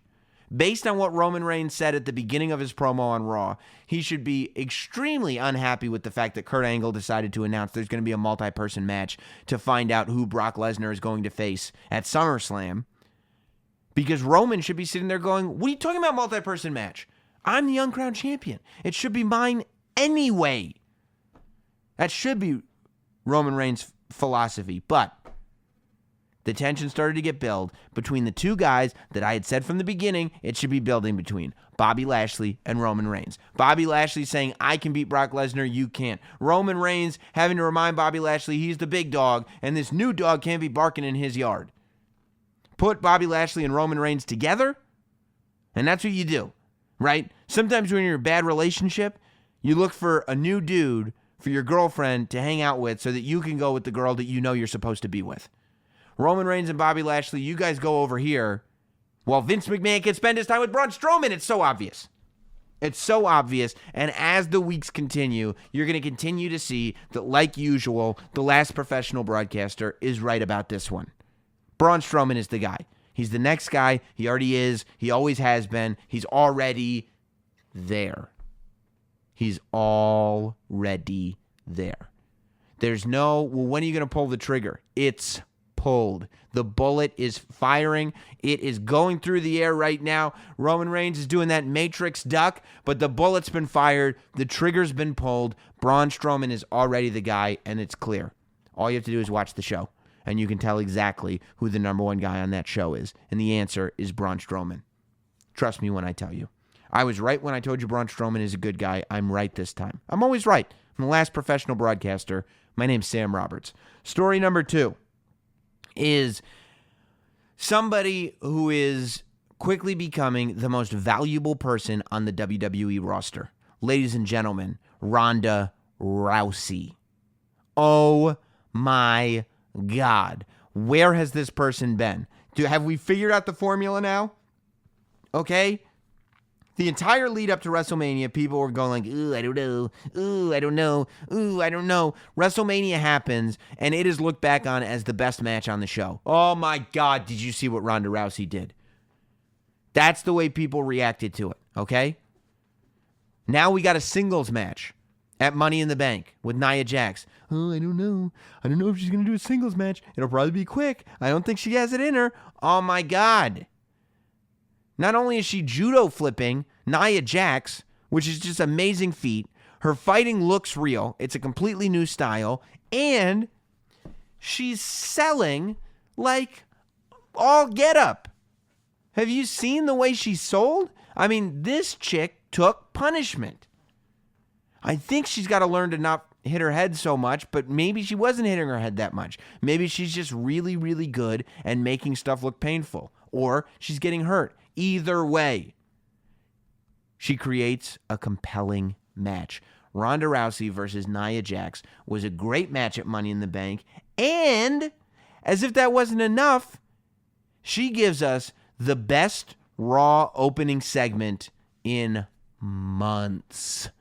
Months. I mean, to the point where I was showing that opening segment of Raw to people who don't watch wrestling, who think it's dumb. Like captive audience people.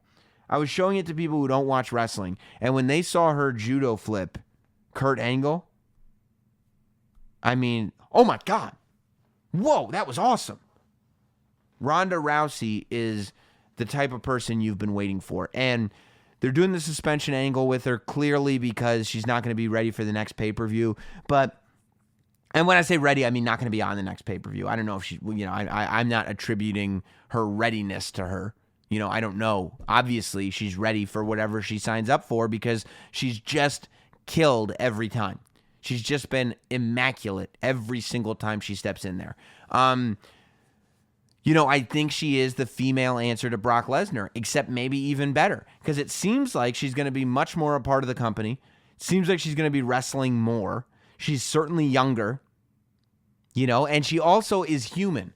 Brock Lesnar is bigger than everybody. He's this monster guy. He's got one style. Ronda Rousey is actually going to be able to show some vulnerability to get in there and wrestle and be a character. And I just think it's so cool. She's going to be wrestling at Madison Square Garden in July. So much for the 30 days. She's going to be in Australia with the company. I'm sure she'll get her title match at SummerSlam. It'll be interesting if it's against Alexa Bliss. That's a really interesting matchup. Alexa Bliss is just so terrific in that ring. Alexa Bliss is just such an amazing, she's a great character. She's great on the mic. Her matches are awesome.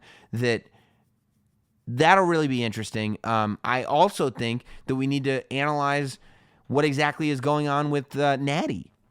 Natty is going to fit into this somewhere. There's no doubt in my mind. They haven't just wasted all that time. Natty is going to fit into this somewhere. Whether it's maybe Ronda Rousey is going to win the women's championship at SummerSlam, and then Natty's going to turn around and want a title shot and betray her, or whatever it is. But it really seems like Ronda Rousey is going to be part of the day-to-day storylines of WWE, and I can't imagine what a value that's going to bring to the show. Because mainstream cares about Ronda Rousey, and now wrestling fans care about Ronda Rousey. I want to see, if you tell me Ronda Rousey is going to be on the show after the break, I'm sticking around because her segments are that good. Now, hopefully she's going to be judo flipping somebody because her physicality is where it's at. But regardless, I'm sticking around because Ronda Rousey is here. She's compelling. She's awesome. Some people think she's going to end up being a better wrestler than she was an MMA fighter, and that's a big possibility. There's huge potential for that. She's got a lot of time to become better and better and better in a WWE ring, and a lot of time to do a lot of stuff to really make her mark in the industry. So, I'm super excited. Seeing Ronda Rousey do this well just makes me happy for the state of the industry. Just makes me happy for wrestling in general. It's a good thing, and I can't wait till Mattel puts out a Ronda Rousey figure. I just think the world of everything that Ronda Rousey is doing with WWE right now. It's amazing. It's one of the best signings in a long time. You can't say enough good about Ronda Rousey, in my humble and personal opinion. Story number 1 this week is what Extreme Rules is looking like. So Extreme Rules has a lot less time between it and Money in the Bank than Money in the Bank and Backlash. Money in the Bank had a nice 6-week build, I believe. And Extreme Rules, only 4 weeks. I believe it might be 3 weeks from Sunday already. Yeah, I think it is. Only 3 weeks. Then we've got another, 6-week build before SummerSlam. Which, by the way, I'm going to start where I'll be able to make announcements about potential live events very soon for SummerSlam. So hopefully next week, I'll drop some bombs about what we're doing in terms of live shows SummerSlam weekend. But let's talk about Extreme Rules. They're already shaping it up. So obviously Brock Lesnar is not going to be on this show either. It's a big gap. That means it's a bigger gap than last year. Last year's July pay-per-view was Great Balls of Fire. We're already a year removed from Great Balls of Fire, if I'm not mistaken. And that was the night that Brock Lesnar took on Samoa Joe.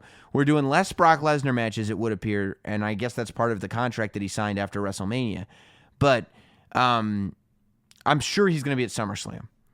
But at SummerSlam, you had WrestleMania, and then 2 weeks later, you had the Greatest Royal Rumble, which puts us mid-April.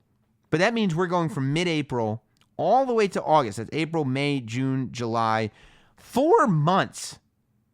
That's a hell of a long time. Thank God these pay-per-views are co-branded. I think Backlash suffered because it didn't have a Universal title match. I think Money in the Bank, we were lucky because we have a WWE Championship match, and we had 2 Money in the Bank matches and a Ronda Rousey Women's Championship match. So we were able to skirt without the Universal title. I think Extreme Rules is going to be interesting. Rusev versus AJ Styles. First of all, I thought that the gauntlet match was probably the best gauntlet match I've ever seen. Just the psychology that was used in that gauntlet match was perfect. I thought that the Daniel Bryan, anybody that's questioning, because I was sitting there going I wonder if the reason they're not doing that much with Daniel Bryan is because his contract is up, I think, in September, and maybe he hasn't committed to coming back. Maybe they don't know if he's going to be there or not. And after SmackDown this week, I think that whether they know or not, they're certainly doing the right thing by him because he looked like $1 million coming out of that. The fact that that him and Big E together, and I think Big E really, really showed what he's bringing to the table on SmackDown this week in the first match of that gauntlet match. That so much from Big E was impressive in that match. I think that once the New Day does split up, Big E, I would change the haircut, I would change the gear, do kind of a 180. But I think Big E has a ton to offer. So you've got that. You got the gauntlet match. And then having Daniel Bryan beat Samoa Joe by count out, I think was brilliant. I was sitting there going like, are they going to really waste The Miz and Daniel Bryan in a gauntlet match? But instead, the Bludgeon Brothers interference into the Miz skull-crushing finale. All it does, even though The Miz and Daniel Bryan have now touched, all it does is add fuel to the fire for the eventual Miz-Daniel Bryan match, which I'm so glad that they're still waiting on. So glad. That may be what we see at SummerSlam. My preference, WrestleMania in a championship match. So Rusev ends up beating The Miz, though. I'm ready for The Miz to beat AJ Styles for the WWE Championship. Now, hear me out on this thing, because AJ Styles is basically my favorite wrestler right now. Cover boy for 2K19, the video game, which is a big deal. There were people that thought like Ronda Rousey would be on the cover. You could put Brock Lesnar on the cover. You could do another John Cena year. But they go with AJ Styles, which I think is a bold move and the right move, because AJ Styles is just tremendous. But I do think he's been champion for something like 225 days. And, I think that The Miz hasn't had that much of a storyline since coming back to SmackDown. And it's insane. Why take the Intercontinental title off of him and why bring him to SmackDown if it's not to become the WWE champion? Honestly, I was advocating, go back in the podcasts, I was advocating for The Miz to be the WWE champion before he left SmackDown, before the last Superstar shakeup. So the only reason for him to be on SmackDown right now is to not only be competing for, but to be the WWE champion. I would have The Miz win that gauntlet match, go to Extreme Rules, beat AJ Styles for the WWE Championship, have the rematch at SummerSlam where we think AJ Styles is going to be triumphant, and have The Miz beat AJ Styles at SummerSlam. Ride him out until the Royal Rumble. Daniel Bryan wins the Royal Rumble. Something like that. Or Daniel Bryan wins Elimination Chamber. Whatever you do. Whatever you want to do to get to Daniel Bryan and The Miz finally for the WWE Championship this year at WrestleMania. But they're doing Rusev versus AJ Styles, which I'm not mad at. I think you talk about bold moves. Everywhere you go, you're getting Rusev Day chants. Now, the question becomes, are the fans cheering for Rusev, or are they cheering for the novelty of Rusev Day? Right? Is this what they're looking for, or do they just like chanting Rusev Day? How much do people want to see CM Punk come back, and how much do they like chanting CM Punk? It's that type of a thing. How much do they love Rusev, and how much are they trying to pop themselves? That's the big question.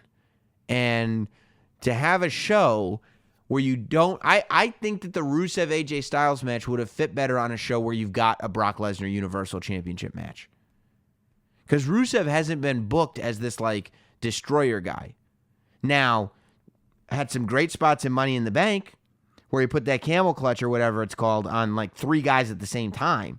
Definitely had some great moments, is on a great run. But he's not the sort of unbeatable guy who strikes fear into the hearts of his opponents that he was leading into WrestleMania, what was it, 32? 31? I think 31 when he wrestled John Cena, when he was heel Rusev. The peak of what he's done in WWE. So, I probably would have liked, and you got 3 weeks, so you could still do it, but I probably would have liked for the investment to be made a little bit more in the Rusev character as you led to a world title match. I also think that Rusev is a good guy. People are going to cheer Rusev, so it's going to be tough because people like to cheer Rusev and AJ Styles. And I also think that people kind of know that Rusev's not going to win the WWE Championship. I mean, based on the WWE in 2018, he honestly might, just to throw a curveball at people, but I don't think so. So, I like it. I'm interested in it, but I would have preferred having The Miz versus AJ Styles at Extreme Rules. I think The Miz versus AJ Styles is a match that you can kind of say, well, that's a main event level match. AJ Styles versus Rusev, I don't know. You got some building to do before you've convinced me that that's a main event level match. You're also going to have the multi-person match, which we talked about a little bit before. We talked about it with Roman Reigns leading up to this. And then, of course, you've got what was announced on Raw, which is the fight to see who gets to face Ronda Rousey next. So we're not going to have Ronda Rousey on the pay-per-view, clearly, because she's suspended, which I think is a good storyline. It's good to have a storyline leading to or explaining why Ronda Rousey is not on the show. It's good to have a storyline as opposed to Brock Lesnar, who's just not on the show. I think that having Ronda Rousey suspended maintains her as a good guy. It makes it so we're not so, Ronda Rousey should be here. It's like, okay, well, storyline, she's suspended. So I can deal with the fact that storyline, she's suspended, But again, now you're left with, for Raw, the Universal title and the Women's title not going to be on the line at Extreme Rules. Oh, wait. Am I crazy? Why did I think Ronda Rousey was the Raw Women's Champion? You got Alexa Bliss versus Nia Jax for the Women's Champion. Right. Because what we're waiting for is to see who's going to get... It still feels like a place filler. I'm sorry. I totally had a brain fart there as I was talking. I guess because the Ronda Rousey match is the match that we're so looking forward to that we forget Alexa Bliss cashed in and is the Women's Champion. So we will have that Women's Championship match, but still not having Ronda Rousey on the pay-per-view. Okay, that's more what I was getting at. You've got Alexa Bliss versus Nia Jax for the Women's Championship. By the way, Dolph Ziggler, too.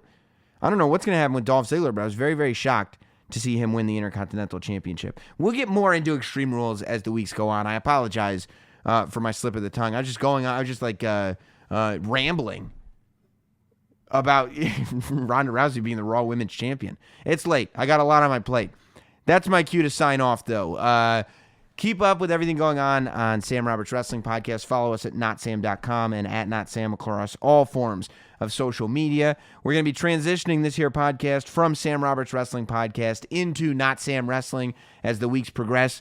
Thank you all for being a part of the show once again, and we will see you next week right here on Sam Roberts Wrestling Podcast. Thanks for listening. Follow at notsam on Twitter, Instagram, Facebook, and YouTube. And subscribe for free to listen every week to Sam Roberts Wrestling Podcast.